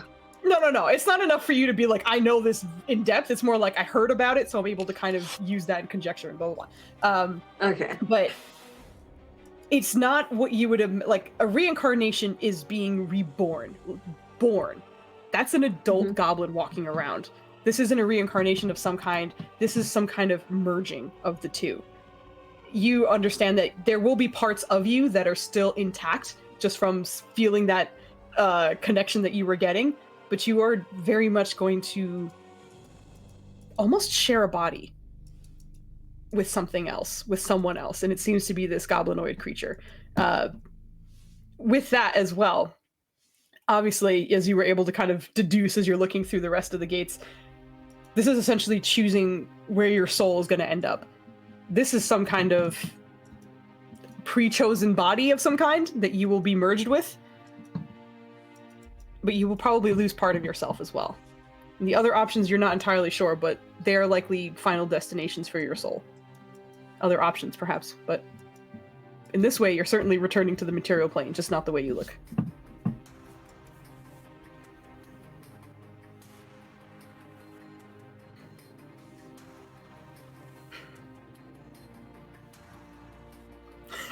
This is not a freeze frame, folks. Yep. This is me just thinking. This is me just thinking. Fine. Yep. I'm going to point at Ben and say, it's not your hunter. It's living as part of another life. Through message, so that he hears it clearly in his head. Okay, that's totally fine. I think Joe wandered off for a bit, but I don't know if you were going to do anything else, but you can absolutely deduce that, tell Ben that, and possibly move? I had my ears on. I just had to reconnect my microphone. Okay. I think I can reply the message, right? I'm going to try and hold firm to see if they need further help before I fall through to what would be my next life. Gotcha. Does message have a reply or no? Yeah, it does. Good. I know you said you didn't get an afterlife, so if you found something, cling to it. I don't know if I have enough words to say I hope it's good, but if there are enough words, I'll add that. Yeah, it's basically like, it's just basically a simple message back and forth. But yeah. Awesome. Yeah, you are staying where you are. So I will need a D4 to see if any of the other doors are interested in you. Okay. Yep. What is with the fourth door? It's the hungriest That door. fucking city. That fucking city. The hungriest door indeed.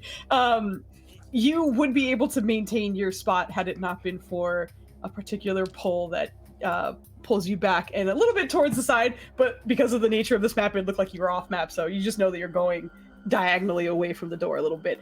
And in that, it is jarring. It almost feels like something was just violently unplugged from you as the visions of the second body is starting to kind of separate just abruptly, and you are back in lock form a little bit further from the door, but that's where we will end you here. I need another round of d20s, please. I mean, do you want to just assume it's Nenner's? Look, it might not be. Look, he got an 8. He could roll so good today. It might be locked. You can't even finish. He rolled a 6 like every time. There it is. Yes. Manners. See, do you feel bad? I felt bad last time when there was this intricate rotating thing every round, and I was like, no, fuck that, we're on me. I am best is resplendent in my low rolling glory. When you looked at your I'm rolling low, teammates and were great. like, do you want to bother? And then they proceed to roll an 8 and a 7 and still not lose. I'm sad you didn't roll another 6. You rolled a 6 twice. It would have been poetry to be 8-7-6. Oh, God. Thelonious, much like at the start of your previous turn, that childish laughter cuts through the noise, the wind, everything, and you are dragged back 15 feet in the opposite direction. Whoopsie, What I is didn't that mean to bastard? drag They're laughing at me!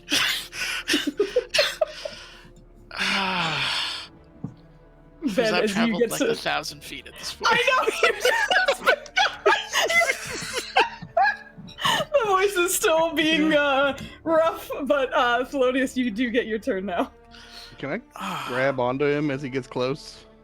Yeah, if he's within, if your tokens are touching, you can absolutely reach out to help. I mean, just the To tip, stabilize him. but Tiefling! What you? Oh my god. it's easier to move together. I think the door leads to different places for both of us. I fucking hope. You better hope. Yes. He's going to bite your head off. All the way, we can make it.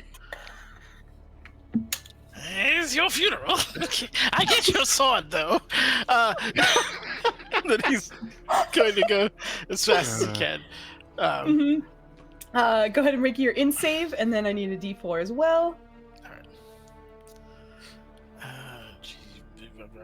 Where is this thing? Just consistently rolling ass. Alright, you don't have advantage, but that's good. Bonus. And then your d4. These D4, fucking Jesus Christ. Why? Just But I'm roll happy for now, it. yes? You are. That's the only saving grace. Otherwise, I'd be on the other side. It is a full tug of war with Thelonious. Like, Locke has more or less been in the same area the whole time. Fucking the boys are going all over. With the help from Ben as well as this very nice roll that you did, you are able to make up the ground that you lost. And Ben, you're able to help along and travel along as well. So Ben, we're not going to have you off in there though, so I'm going to put you here. So don't mind the little guy on top of you. Are you sure? Hey, last warning, Nilfa. You are not welcome in the vermin halls. Yeah, I'm not fucking sure, but everywhere else is bad, so this is my only shot. It's this or go back to the middle and be a statue for the rest of time. Okay, don't say I didn't warn you. Which, believe me, I considered. Dying to him is up there on the worst things that could happen to you. Somehow that's not as bad as the others. I don't know. As you guys are having this conversation, Thelonious, the great horned rat, turns his attention back to you, and you prepare for another test or trial from him. But Excellent. that is where you are ending your turn. Uh-huh. I Um, have a suicidal Nofer at my back and a vengeful god at my front. What could possibly go wrong? it's a good time. It's a good time. Ben, at the start of your turn, the city comes into a little bit more detail. This is the closest you've been since you started. Some parts are still a bit fuzzy, but you're making out a little bit more. This is not a city you've seen before because that is architecture you have never seen before. This is an influence from one culture. It, in some ways, doesn't even look real. But you can start to hear the hustle and bustle of movement, of life, of a community? You're not entirely sure, but you're able to start making at least confirmations that this seems to be a living city of some kind. But it is the start of your turn. What would you like to do? Quietly pray, I guess, to myself. I've never worshipped this particular one. That this is either a real city or there's some city of craftspeople in the afterlife that I'm getting a pass into, because those are my two hopes. Basically, it's nothingness, murder guy, specific to me, murder guy, or maybe a way out or a violent rat death. And the best I can do is hope for the good ending here, but at the very least know if the horned rat gets me, that bitch didn't. So I can be a happy ending or a spiteful one, and both are better than nothing else. Incredible. I'm gonna see if I can't make my way forward. Absolutely. Go ahead and give me your charisma, because you're we're working with also the like sort of stony visage that you have and pushing forward that way. Very nice. Good. You guys have been rolling really well for the saves, but none of this has just been straight ass for the 20s. It's so bad. I'm very proud of you for this. But you are able to kind of collect yourself and start pushing forward, and I imagine exactly as you said is what's happening in Ben's mind, where it's like, I'll die a spiteful death as opposed to that fucker. Straight up. And you're able to kind of I'm gonna put you guys side by side as you are here, but scooching forward, you get to move a little bit closer, and as you do, the same voice comes through that you heard at the other door, and you hear him say, "I'll find you there. I do like a hunt." But you do manage to advance a bit, and it comes a little bit clearer as well. I'm just going to scoot you a little bit closer because you did succeed, so that would be about 10. Yeah, your little homunculus is just kind of moving around. But To me, Skivo. I'm gonna look back at the void and wonder if you could find me there, and if the spiteful death is the right path. But at this point, I can't keep committing to other. Give me a history check, and then I need your D4 roll as well. Okay, good. Ain't bad, ain't bad. It ain't bad. It ain't bad. That's bad. That's a roll. As you are looking over the city, some things are starting to click for you. It's not a real city in some ways. It's not certainly one from your realm, most likely, and that's part of the reason why you can't recognize it. But it is one that has been spoken about, and it certainly was never explored for its architecture, because how the heck would you be able to study the city of the dead? This is an afterlife where if you don't have a deity to come pick you up, if you don't have a sort of fugue plane that you have to go to, you end up in the city of the dead. And it is a place where souls essentially await judgment and find out what happens there. And I don't think you would know much more information than that. But that is a city full of souls. And that seems to be in the direction you're heading. And with that, due to the Great Horned Rat's trials, Thelonious wasn't pulled as much as, say, some of the others who are getting hungrier as the rounds continue.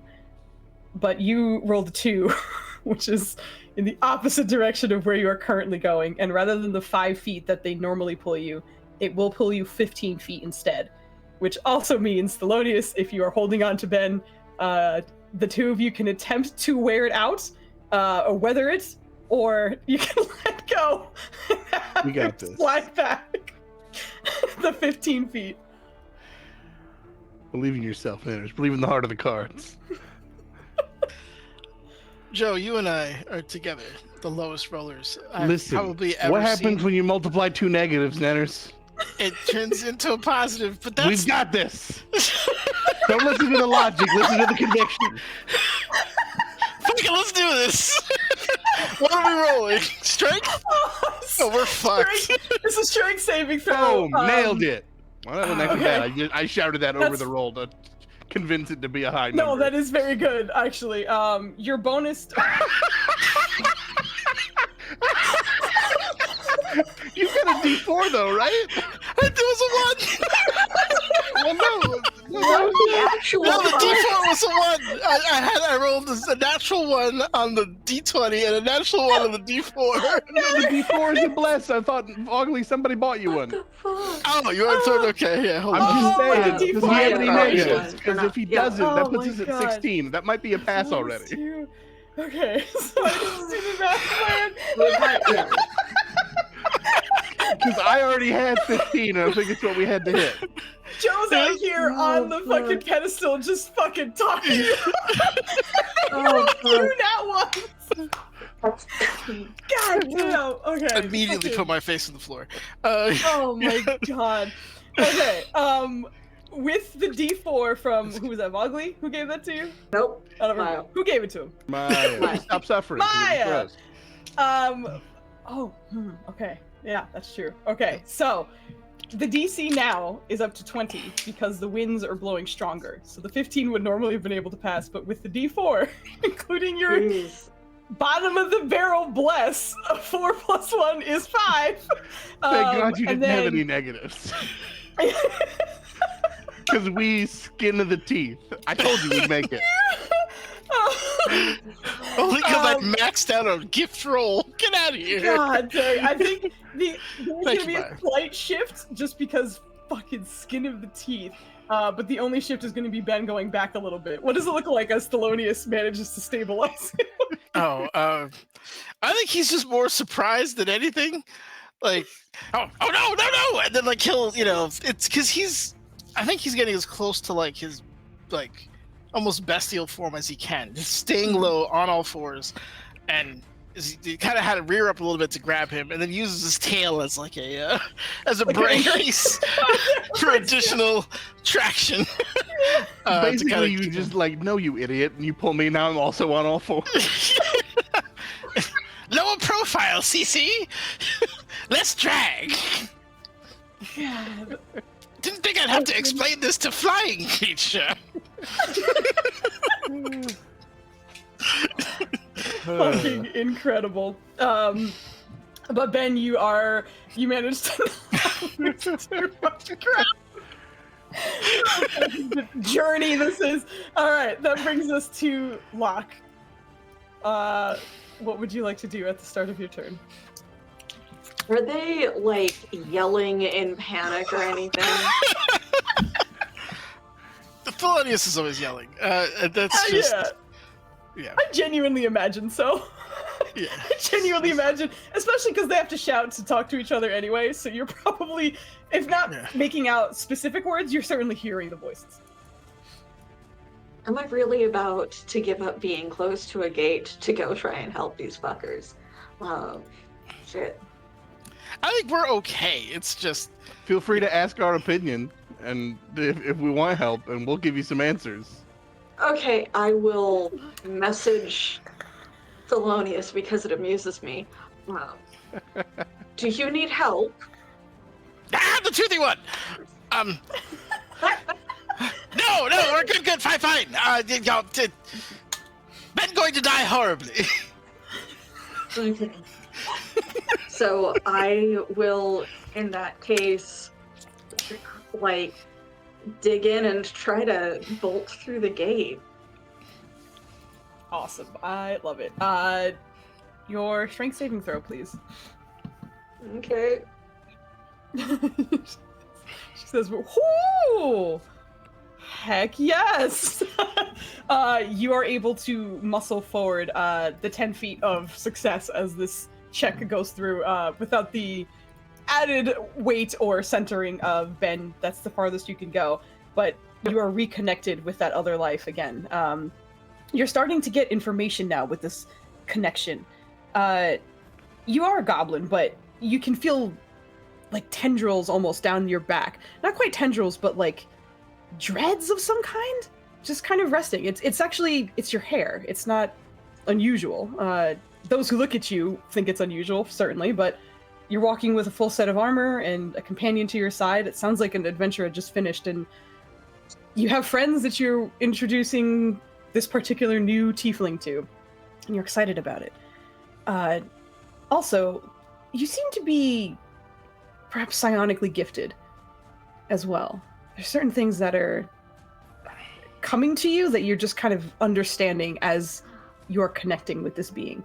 But you're making a good connection, and another 10 feet, and you are fully through the gate. And you do, unfortunately, need to roll me a d4. Just roll a 1. You got this. The others are getting hungry. Fucking 3 again. 3 again. It's either 4 or whatever gate is opposite of you guys. It's like, there's nothing in between that is happening right now. You did pass your strength saving throw very, very well, and that is part of the reason this is going to help you out, because as opposed to the usual 15 feet that this would pull you as the time is starting to run out, it only pulls you back 10 instead. I think you would start to... Wait, hold on. That was... Yeah, okay, there we go. I pulled you back too far initially. Time is certainly running short for all of you, and you're all I feel like you're trying, understanding. Foos. You keep making this roll. Oh, I know.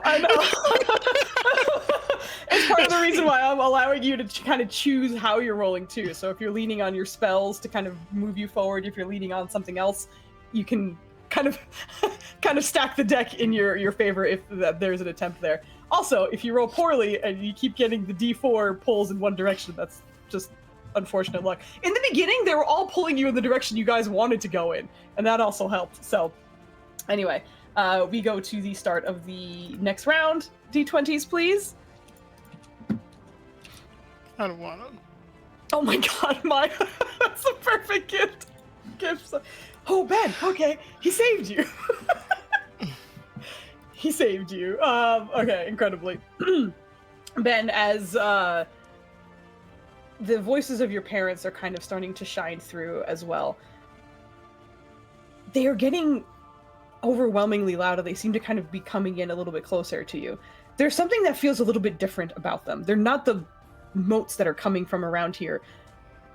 And you're starting to, as the others are realizing, lose yourself a little bit. Memories are going, your physical body is not quite reacting as well as you would like. You're not entirely sure what they are, but for just a second, everything goes silent. And you, unlike Thelonious, are able to make out the sound of a humanoid infant laughing. As it cuts through everything and the silence starts to hit you. You feel yourself being pulled in a particular direction, but your rat friend is holding you down, so I'll need the two of you to roll me another strength save if you are going to try and keep Ben from getting pulled. Okay. 9. Okay. Okay. So 9. So You 9. just gotta get an 11. Roll. You need an 11. That's heartbreaking. That is heartbreaking because you technically rolled the number die correctly. You just have a -1, and that's what kicked you back under. Wait, Ben- no, this is a save, right? It's the same, yes. Here it comes. Hell yeah. Flash of genius, baby! We love it. Oh, that's awesome. Ah! We are not going one step back. You tell that minute man thing to hush hush. The great horned rat awaits us both. Like, he's going to die, but we're going! I warned him. I don't know what you want from me. Thelonious, with that, it is the start of your turn. Onward! He's burning everything. Like, just Yeah, expeditious same. retreat, dash, dash, dash. Same. Go ahead and give me your intelligence save. Okay. All right. Okay. As this is happening, all of you are starting to see those. Excuse me. Actually, no. For Thelonious and Ben, it seems as though the voice of that laughter cut through them all, and you don't see those figures as clearly. They're almost like phasing in and out and sort of blurring, and don't seem to be advancing any longer. Locke, however, they are about 5 feet away from you. They still seem to be visions of those you have saved, but almost most of them seem to be weeping in some way. You can't quite tell if it is lament for maybe you passing on, maybe something has happened to them, but you feel like you failed them. And it is a sort of pit of despair in the center of your stomach for some reason. You can't explain why, but about 4 or 5 of them are within arm's reach, and they all seem to be kind of lurching out towards you. But the fucking funky boys in the bottom don't seem to be having this situation, so they're doing okay. Thelonious, with your intelligence saving throw, and Ben behind you, you are able to scooch up a little bit, but your lovely deity has another trial for you. So you are able to advance pretty much directly up into it. And which again, it's not a voice. Instead, it's just a command. And you just hear him essentially mention or ask you to list 5 of the things in his portfolio. What does he stand for as a god? Stand for as a god. Okay. Hunger. Ruin. Yeah. Rats. Yes. It is funny. It sounds so funny, but it is. The will to survive. Survival. One more. Oh, Skaven! Yes. Genuinely. And also, just so everyone knows, there's like 8 or 9 options, essentially. He just needs to pick 5 of the total. I figured. I was about to say, are you saying this out loud? Say disease. I bet disease is one of them. It's not, actually. I was it very should shocked be. that it wasn't. I was like, I think yeah. pestilence is one. It's so pestilence. Yeah, kind of. Yeah, it's Pestilence is pestilence, disease. decay, and strife. Ambition is the other one. I actually thought you were going to get ambition as the one. He'll get that one for sure. No. You answer correctly, and you see the eyes just vibrantly glow, just a little bit brighter. You understand that you have one last trial before he seemingly accepts you. It seems as though you'll be able to walk through, perhaps without his acceptance, but that might be a very different interaction. But Fatal, no doubt. Yes. At the end of your turn, please roll me a d4. Please no. I don't want to. Roll a 4. Stop it! Why do you do this? Oh Roll a god. 4. It's a 2! Opposite direction again! Alright, boys, I need another strength save from you too. Boom. Try God, not why to do get we yanked. suck? 9. a You 9 rolled again. 11 again. Oh shit! It is, With our- it is just... Noodle arms combined. It is as you said, you are not going anywhere, not another step. You are planted firmly here. That brings us back to Ben. I don't know. We're real close. Can I just walk through? You can certainly try. Go ahead and this is becoming a little bit different just because of how close you are and what is in there. So it does become more of a physical willing yourself forward. So I know you just rolled me a strength save. All right, but I'm going to do something first. Sure. I'm going to cast. Da-da-da. Maximilian's Earthen Grasp. I should have been the description, not the damage, because I'm not doing damage to anybody. I'm just bringing up a hand out of the stone behind me to say, fuck you. If wind tries to pull me back, there is a thing to say nay. I'm gonna slam into this thing. That's awesome. Hell All yeah. right, so the hand comes up behind you. I will say that Ben understands if you do pass this and you are able to walk through, you will likely lose connection with Thelonious. and your hand would likely disappear as well. Oh, I assumed that much. This is in case I fail. I can't. Oh, I know, can't I help know. what I can't help. I'm just You're on telling your own, you Rat. that. But Yeah. As are we all. Yes, yes. Yeah. born alone and we die alone. Yeah, I will release because I'm not taking him with me. Yeah. As much well, because he has his own destination, and because if I take him with me, I don't want to end up at his destination. So this is where we part ways. absolutely no. Go ahead. Roll me your strike save. Best of luck, Bjorn. Nilfa. It's been interesting. Yes, yes. See to your anger issues. I don't know what So- the DC is, but it's gonna be hard for me. It's probably not 6. It's not a 4. Well, I'm aware Oh, of it's that. -2. Yeah, excellent. Yeah, because he gets a -2. It's one of those moments where you quietly wish you hadn't wasted a D20 inspiration by rolling a 1 when it didn't matter. Mm-hmm. You didn't know what it was going to be for. Go ahead and roll me a d4, because we'll see if what happens. If you not moving is because you 4. got yanked in a different Nope. direction. Nope. Always, it's 4 or the opposite direction of wherever the fuck you Well, guys lately are it's just the opposite. Yeah, I think it's been- Joe, you're growing as a person and a character because instead of narrating your success, you narrated your failure and then failed. So that's beautiful. Exactly. That's exactly what you need to do. Well You're done. growing as a player. We're very proud of you. You are very grateful that you put up that hand behind you, but even with that, the wind from behind is just pulling full force, and you manage to kind of back up into the grasp of the hand, but it does push it back just a tiny bit. The two of you are pushed back just about 5 feet as the Hey, winds that's are a getting. third of what we've been dealing with. I'll take Yeah, it. exactly. You managed to negate quite a bit of it, but I believe that's the end of your turn, which brings us back to Locke. Apparently with random notifications on my phone. Whoa. Okay, so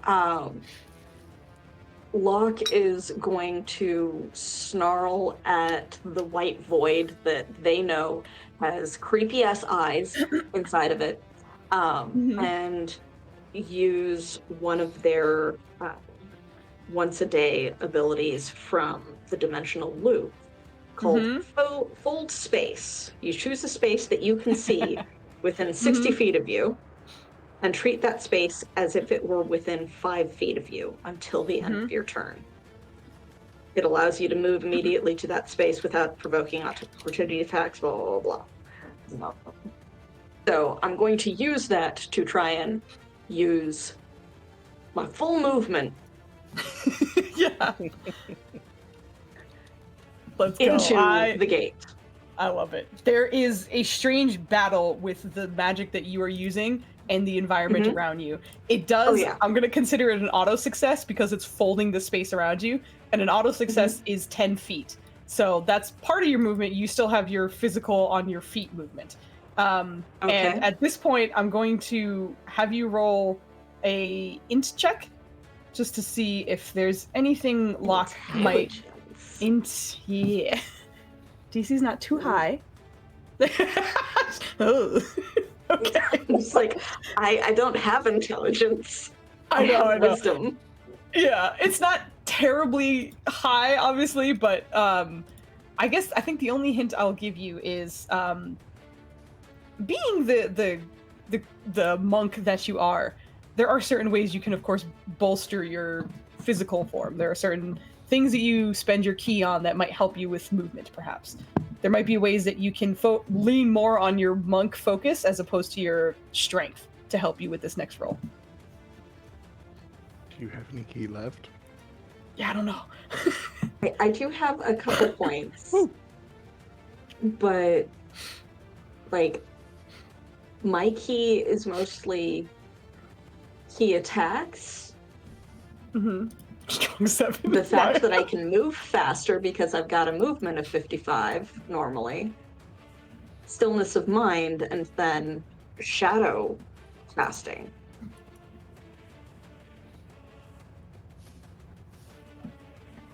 Like, I don't have, like, slow fall is the only movement-ish thing. Do you not have it on your list? Hold on, let me check.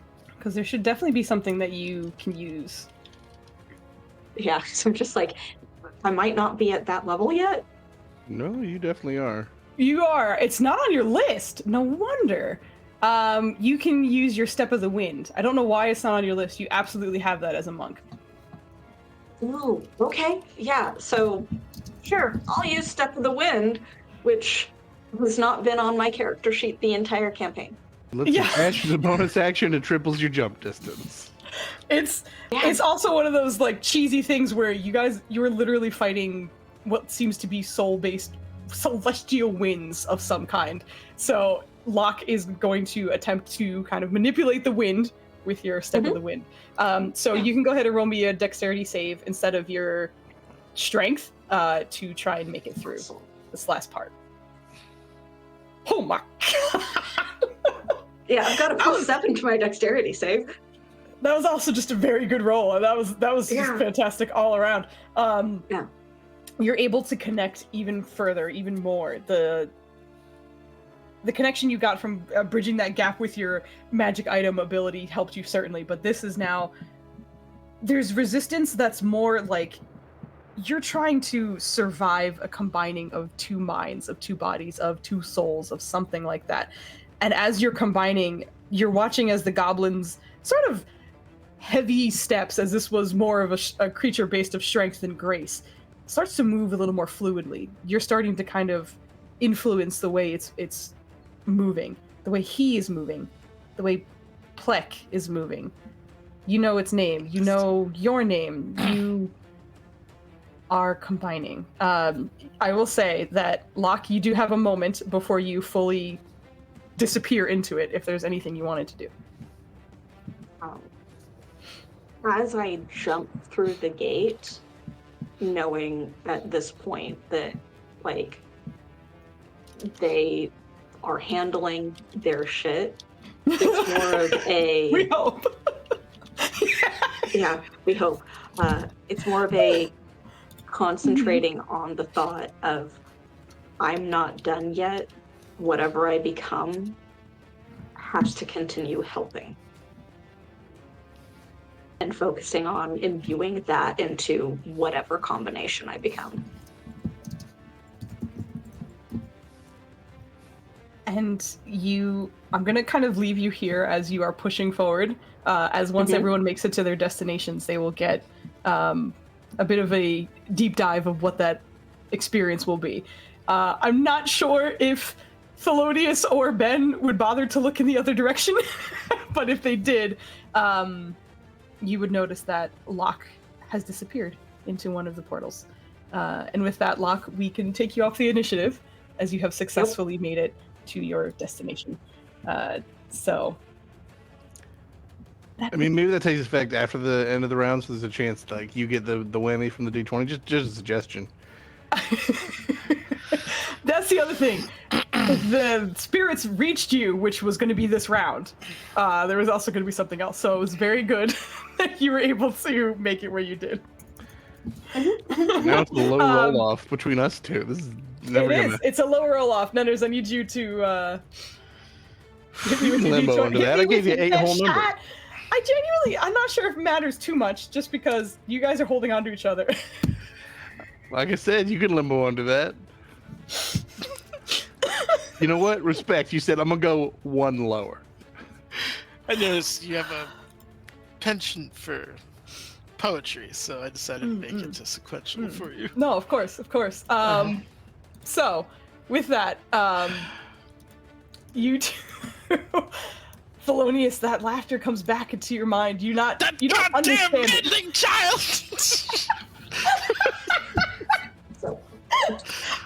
The two of you roll me your strength save to not get pulled I will find it and flay it, I swear! I'm just giving you 9s every time. Give me an 9, 11. it's You a got 9 this. every time. Oh, no. Shit, where's my... Oh, This is rough. You realize now it's 3 strength saves every round to our 2 movement forward. Yeah. Is that exactly what you fucking It is needed? exactly 11.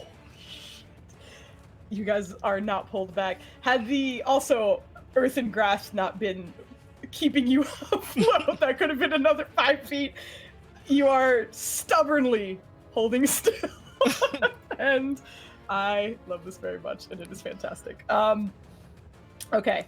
As you are here and you are starting your turn here, the great horned rat once again turns in your direction. The 4 very clear horns, the ones that kind of curl up beside him like a ram, and the other 2 longer ones, the most prominent, but you are starting to make out other ones as well. And in his final question to you, he asks you, my greatest temple is named.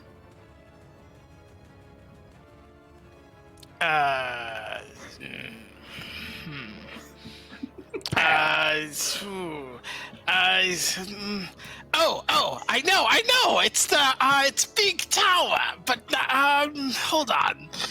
Thelonious studies a lot. It's the Shattered Tower. That's what it is.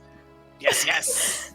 The eyes glow in acceptance, and you see him reach down for something. And a part of you knows it's certainly not going to be a gift, as this is not the kind of god to do such a thing, but seems to refill his hands with the squirming souls of other rats that he did not approve of. And looking straight at you with the green eyes, you watch him bite off about 3 heads at once. Welcome. Yes, they were undeserving, and no doubt. Unlike me. Go ahead with your int save to try and make it through. All right. Oh my goodness.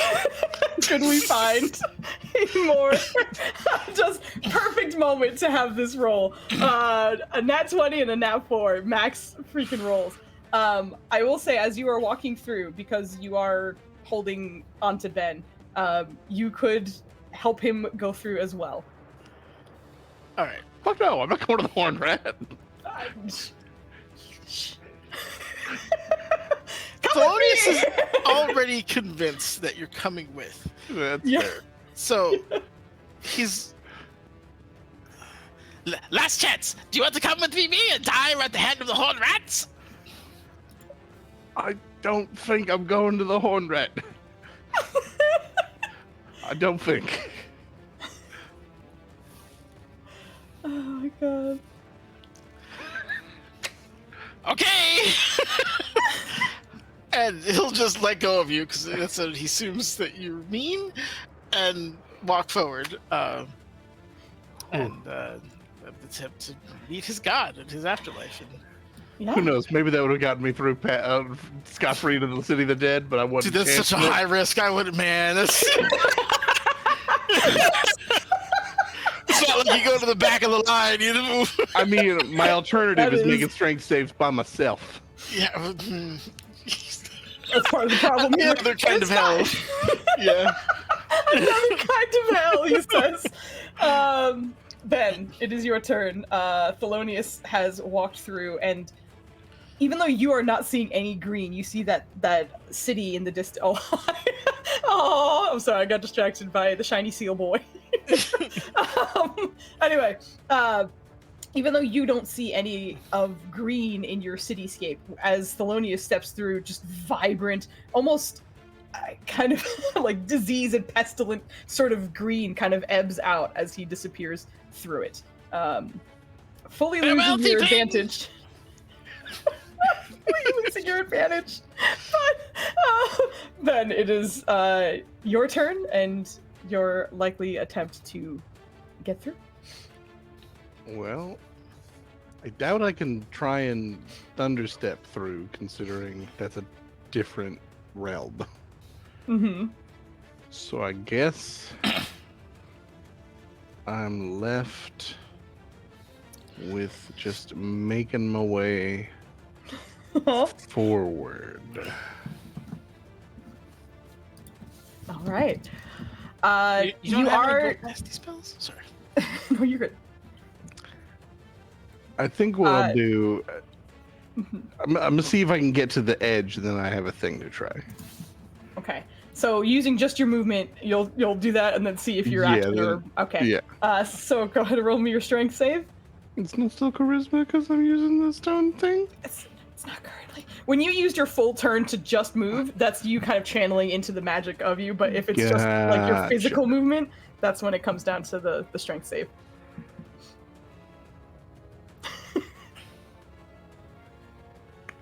All right.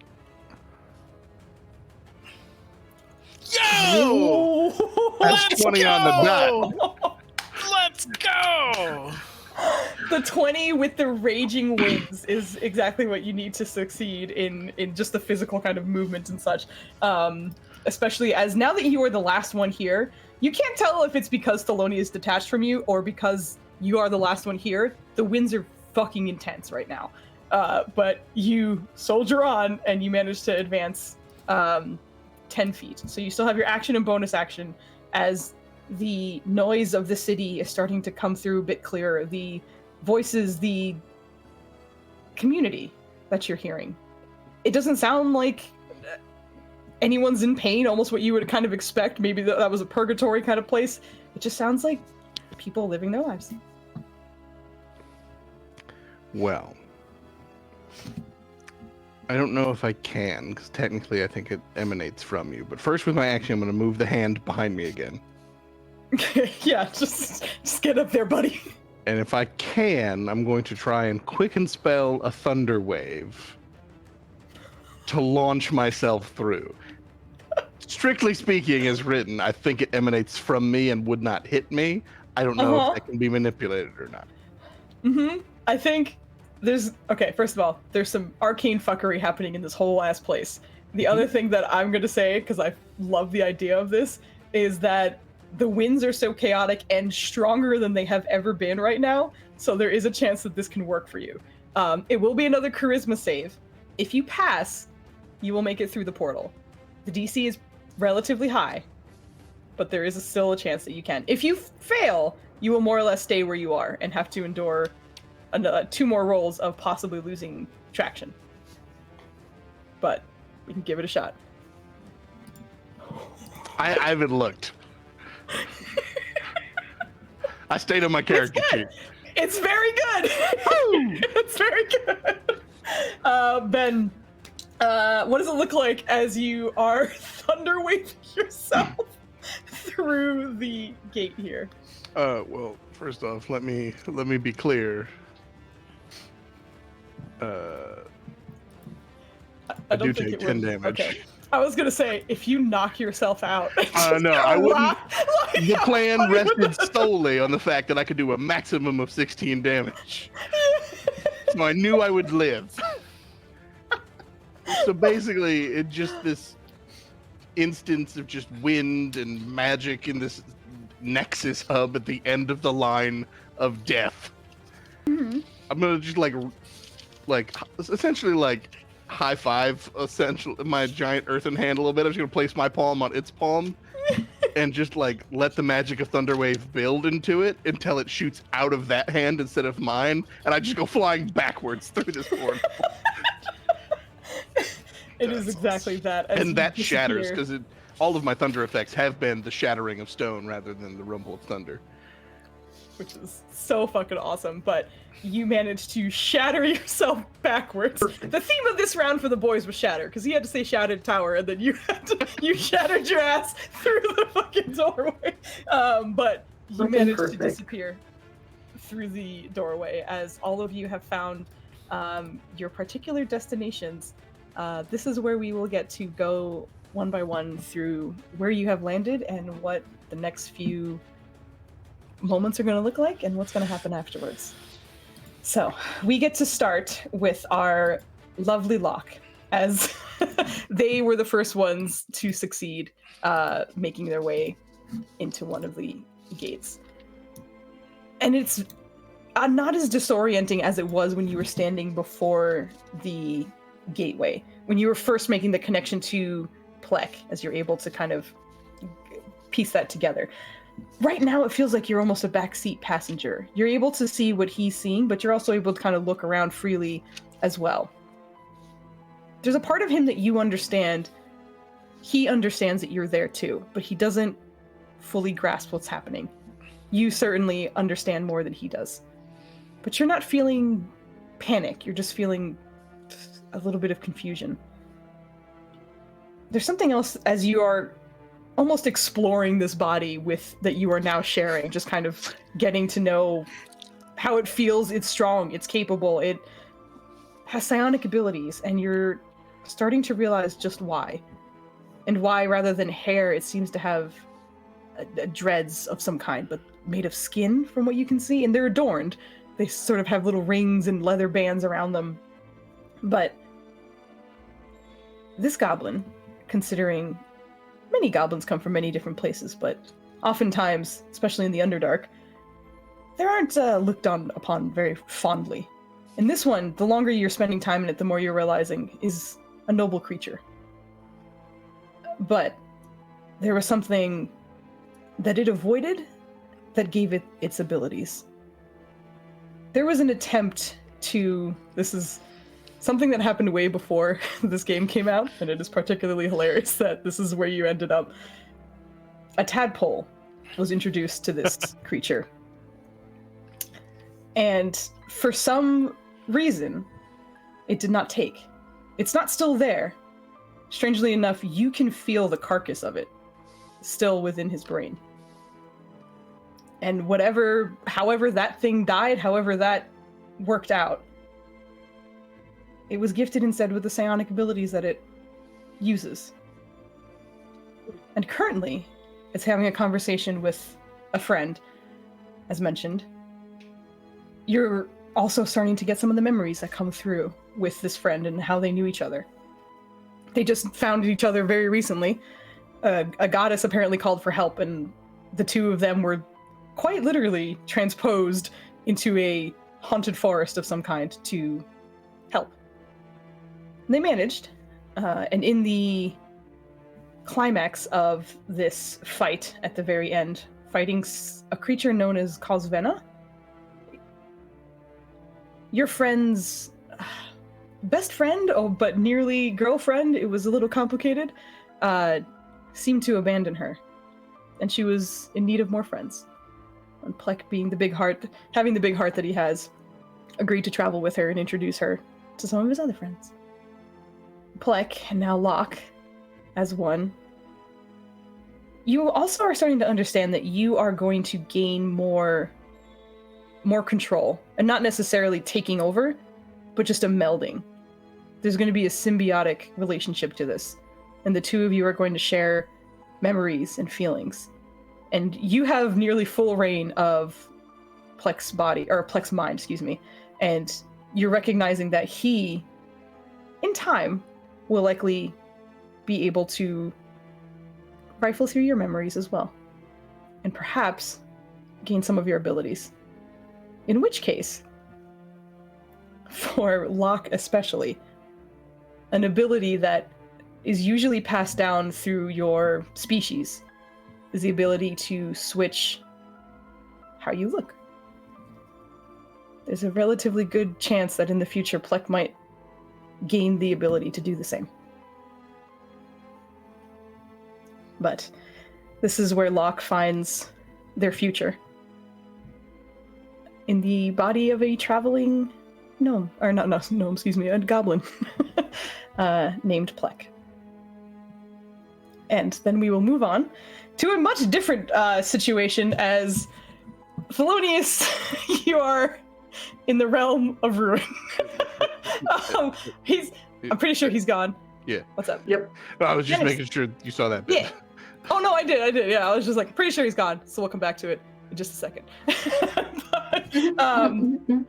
So we're instead going to go to the City of the Dead with Ben. And just as you are shattering yourself through the gate, it almost feels like everything goes in slow motion as you are doing so. It's slow, but there's also like whatever you shatter through the gate is coming through with you. And you're high. You're very high. You are falling out of what looks like a tower of some kind. Your vision of falling through the gate shifts very quickly to a building. And you are about 200 or so feet off the ground and falling very quickly. But you have wings and That worked plenty of out. options. So, as you are starting to control your fall and glide, and even just kind of lower yourself. Plenty of people look in your direction, but no one seems surprised. They kind of take note and then move on. There seem to be markets and sort of smaller booths that you are currently landing in at the moment. And you're noticing you're starting to smell food and various different crafts around you. You can smell the tanning of leather, and you're pretty sure the chiseling of stone. But where would you like to land, actually? As you were seeing the city you're gliding about, you can choose to land wherever you would like. Well, unless there's a giant "New Dead Folk Here" sign, I'm gonna try and land, like, I'm not gonna not be obvious, but rather than in the middle of a crowded street, just like in a side alley to when I can just walk out into the street. Mm-hmm. It's slightly less conspicuous. Perfect. You find yourself doing that and kind of working your way into the streets, and you can see all manner of different species here. There's almost all of them humanoid, but every so often it feels like there's a dog or a cat that kind of scurries past you in the city's streets, and it feels almost like you're not even dead. All of your senses are back, but you can still feel there's something slightly displaced within you. And eventually there's an unfamiliar humanoid person that comes walking in your direction. And eventually you see them stop and sort of tilt their head. It seems to be a half-elf with dark brown hair. Again, not a person you recognize, but you see him say, first time? You're lost, right? Yes. Yeah. Welcome, I guess. A lot of people call this place a lot of different things, but for now, you can call it home. We'll see about that. For now, it's better than where I was, which is saying something, because everybody's dead here, right? Yeah, that's the situation. But on a scale of shit, because that's where being dead belongs, it smells like I won't be able to eat something again. It's one of the best places about being here. I'll fucking take it. I'm Ben.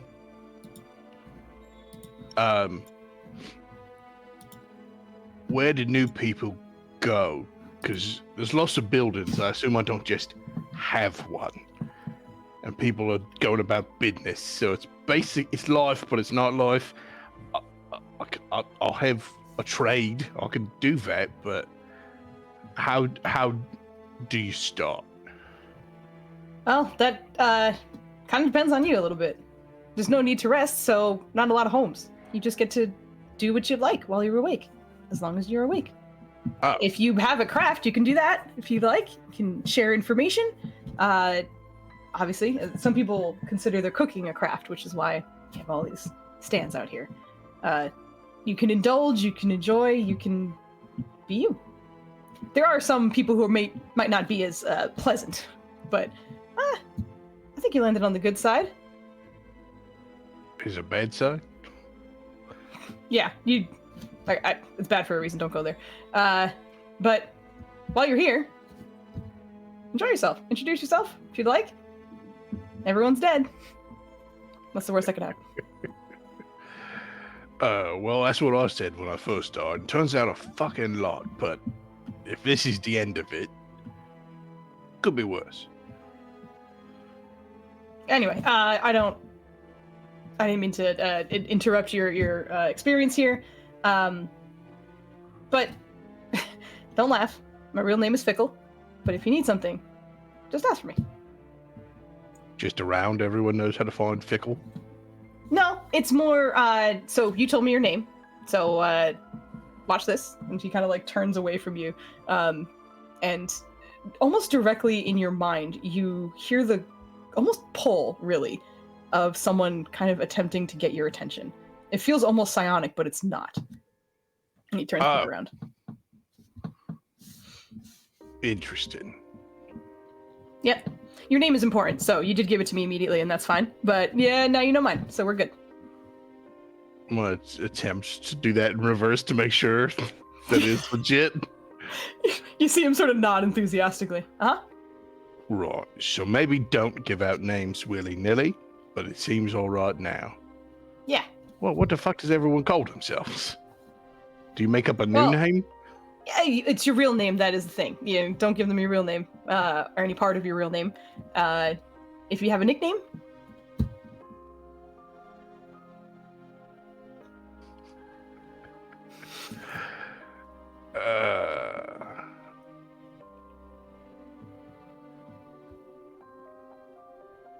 fuck. we can make one if you want. Well, no, I've got one.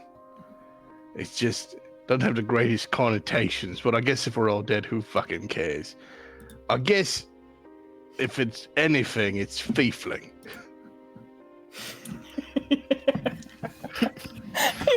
See him just tilts his head. Yeah, it wasn't That my is name. amazing. Okay. Nice to meet you, Thiefling. Let me show you some places you might be able to use your craft in. And he leads you elsewhere.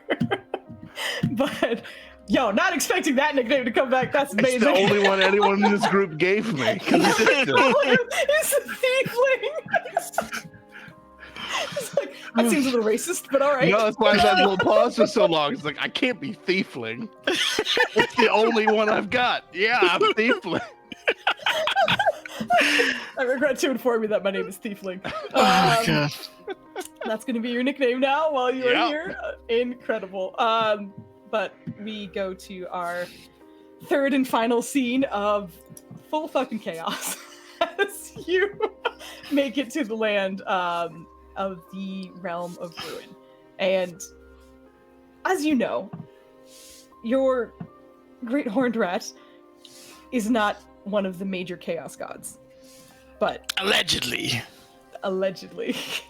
But he certainly holds his own magnificence, especially now that you are in his presence. As Ben had shattered himself into his realm and Locke had simply walked into the melding of what that was, you scurried into this realm, and there are various sort of hilly, rocky, sharp, almost mountainous-looking spaces in this area that, if you look carefully enough through the green, pestilent fog that hangs in the air, you can see other Skaven.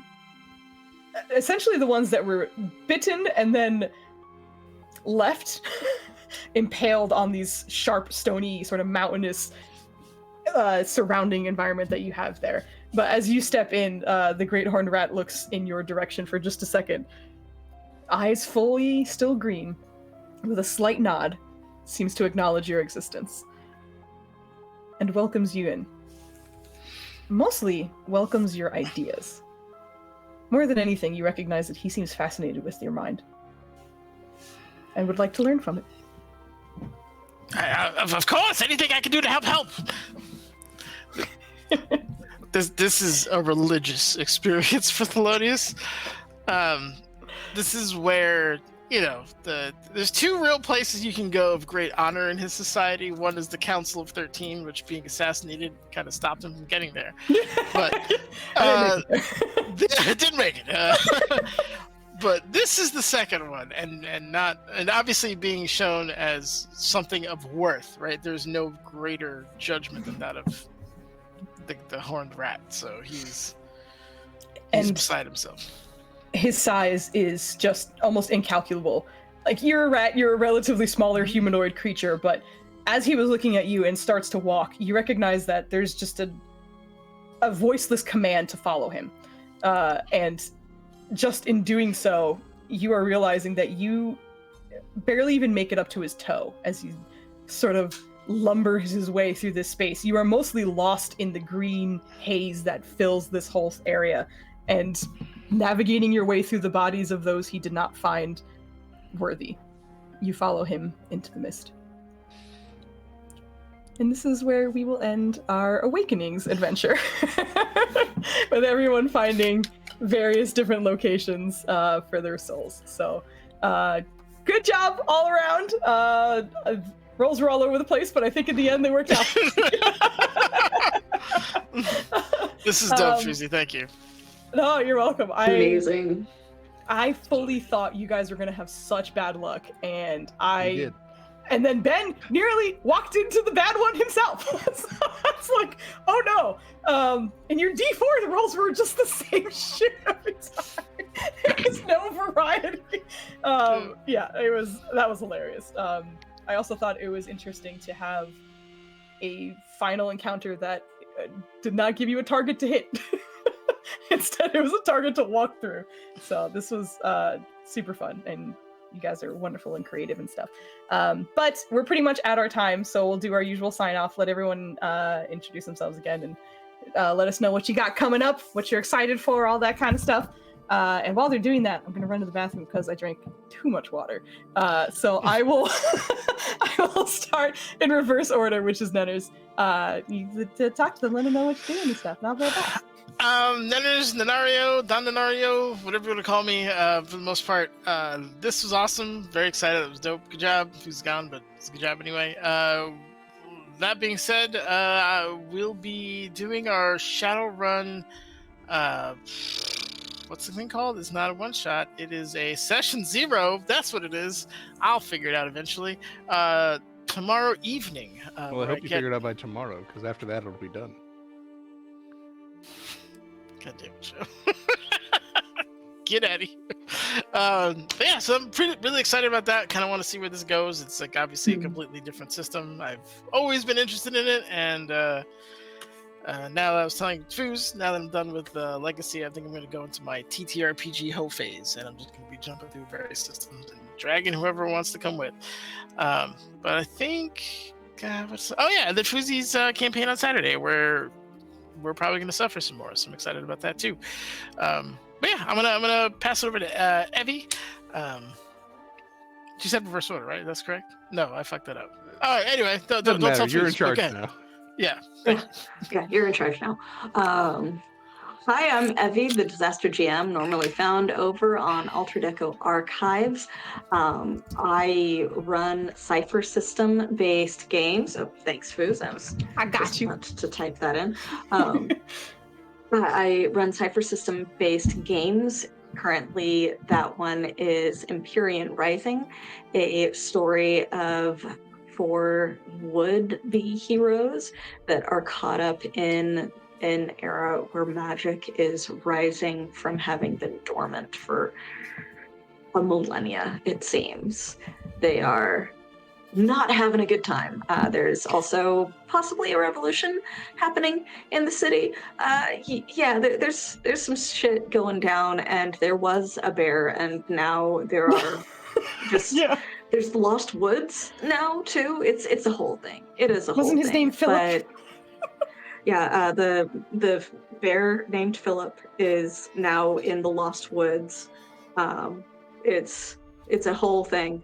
But yes, so it is a fun time, lots of chaos, lots of psychological and emotional turmoil on the part of the characters, and eventually they might actually be the heroes that they were meant to be.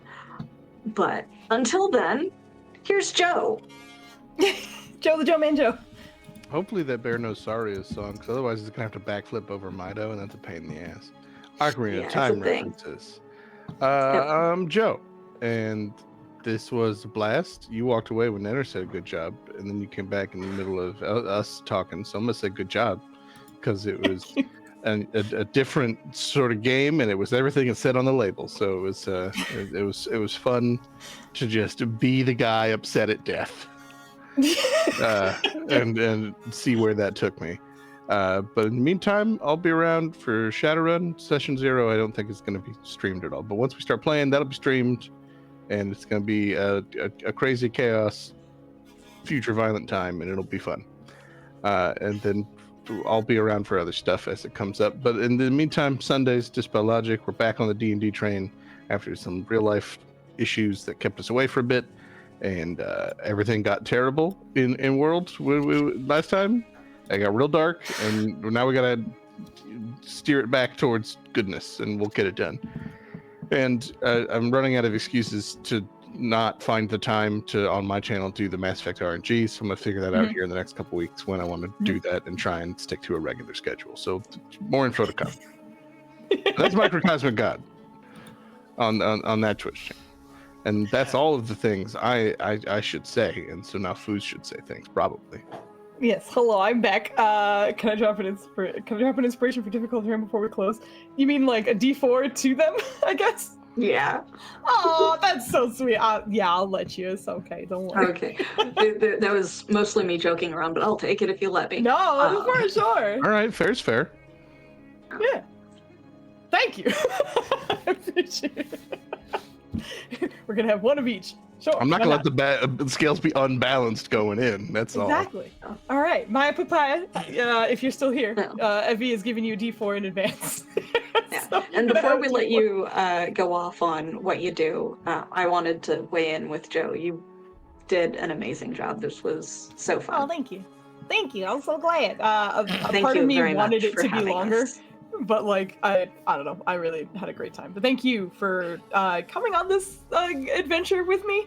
I think this was really interesting for me also because I had an initial idea of what I wanted this to mostly be, but I kept tailoring it as we were going through it. Not like while we were live, but after an episode, I was like, oh, I think I should tweak that encounter. Then like I should tweak that encounter, and so like things kept shifting for me. Whereas normally I feel like I have a pretty good grasp of like from start to finish what it might look like, but this was cool because it was really ever changing for me as well. So it was so much fun, and also a little bit of insight into the lore of some of the things that are happening in between my campaigns and things like that. So and we'll talk more about it a little bit, but the one thing I do want to tell Evie is that the character you merged with is another character of Nenners's that he used in another time, which is why like when I was initially describing the goblin and stuff, he was like wait a minute.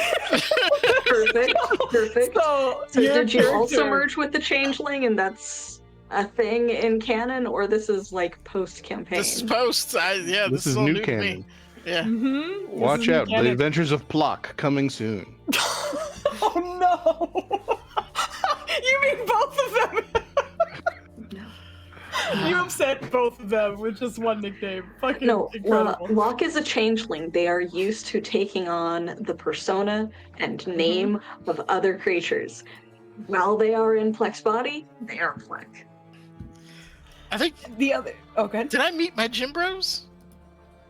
You're on your way to.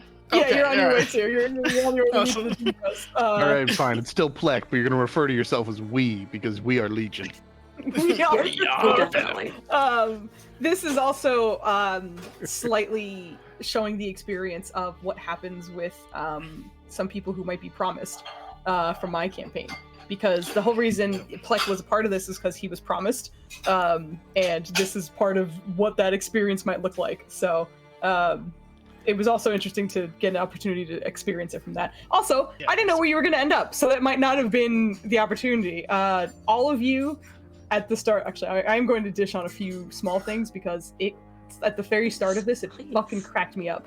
So I had you guys roll a d12 the second we started the short series, and that was everyone had 3 different locations that might depend on where they go for that. The white situation was one particular thing that everybody had the opportunity to get basically swallowed by that. But there were many other ones that you can run into. So obviously you guys found out that the hag with the chickens was one of the options. Cal rolled for that immediately. And genuinely, I will screenshot the list of everything. Ben, you rolled into Dimmy like chasing you the whole time.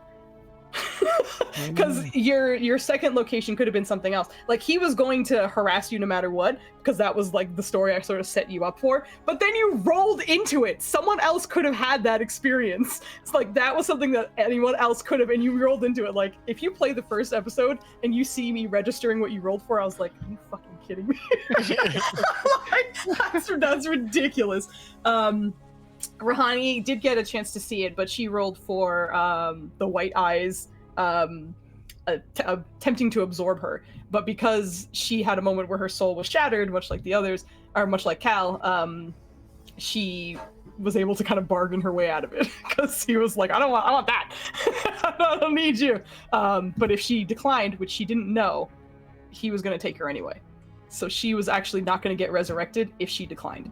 She would have been sucked up by by the white eyes. Yeah. So I was like, that was a very good decision. Eva, you still watching? Eva, you still watching? You hearing this shit? Yeah, that's what I'm saying. Like, I fully expected this to be tragic for at least one person. You guys all made it off like pretty well. Like, you did very well, all of you. I was this close to being like, fuck it, making my way back to the middle of the thing and just for as long as possible, just maintaining my position. Just seeing how and seeing where the winds blew. You had 2 more rounds before you were shattered into different soul bits.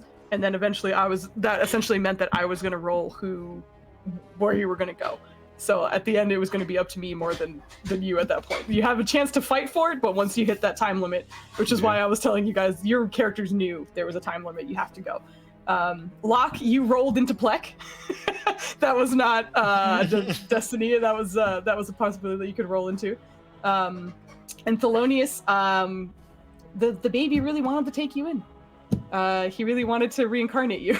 You rolled into Quomethi, trying to take you in. Oh boy. Yeah. That would have been horrible. Fucking please imagine, like, it was so perfect that Locke, the changeling, who is very used to changing personas, and as you said, like, you are now Plek, like, you understand being able to, like, fall into that. Imagine a Skaven merging souls with some random person. Suddenly, they just start getting Skaven thoughts. So that shit, like, cracked you up. Probably going suicidal because what Skaven wants to be something that's not a Skaven? Yeah, exactly. But I'm a Nova!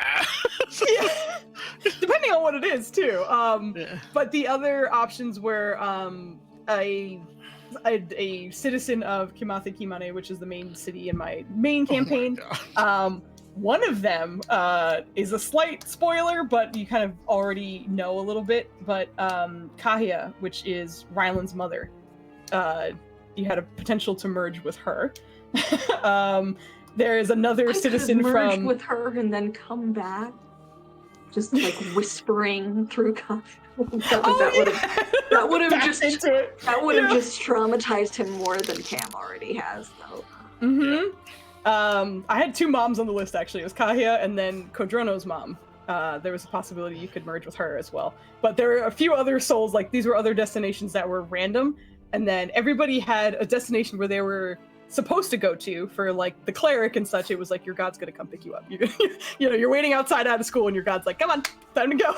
So things like that. For those of you who were godless, it was the City of the Dead. For Thelonious, it was the Great Hornrad, the Realm of Chaos. And for the others, it was essentially a destination where you're naturally supposed to go. The child, Quomethi, was available for everybody, as well as the white eyes was available for everybody. And then you rolled into the 4th possibility. And those were some of the visions that you were getting as you were going. And if you were failing that, you were leaning more towards one portal than the other. And that was part of the reason why some of your saves were going to get, subtracted from, because it was harder to choose where you were going, and all that shit. So you guys rolled hilariously at the start, and I was like, this is, like, poetic almost. It's perfect. It's friggin' perfect. And yeah, no, it was it's The freaking other amazing. archer was Locke's murderer or somebody else? No, the other archer is somebody else. Was that a merge with somebody possibility? No, it was actually the guardian of the infant in the Infinite. The team met this creature once, but you weren't close enough to get any details, so it was blurry anyway. So that's why I was like, Archer, bad. Straight up, I was like, well, I know that archer's bad. I don't trust another archer. Yeah. Exactly. So that was That made so much sense too, though. I was like, yeah, that's absolutely how that would go. But yeah, those are kind of some of the little deets that I'll share now, and then I'll chat with you guys a little more probably after and wherever. But amazing, fucking great shit. I also did anticipate that we were going to lose people along the way, but then with Cal and Rahani having to leave, it was like poetry. I was like, perfect. I can just I can plan for you to leave so that the ending is that much more intense, because it's like we have seen what could happen, and now it's up to us. But anyway, with all that out of the way, I'm Foos.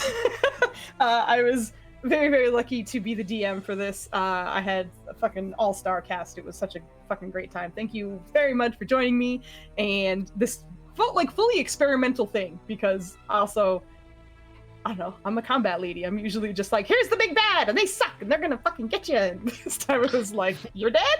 Figure it out. That was fun. But we are going to end our raid, end our night with a raid, as we normally do. And you know what? Our boy Xanthos is fucking streaming right now. So I think it's very nice of us to go, go send our love to him. So we're gonna go raid Campfire Stories. He's amazing. He's currently playing Dead Rising. He just came back from Disney World or Disneyland. I don't remember. He came back from a Disney place and he had a wonderful time. So let's put a smile on his face, say hello. Thank you again for joining us. We'll be back on Saturday with Difficult Terrain, and then we'll be back next Friday when there's this first episode of Shadowrun. Hooray! Yeah. But yeah, thank you once again. I'll stop blabbering. Goodbye, and show. Good night. Bye. Just seeing how long.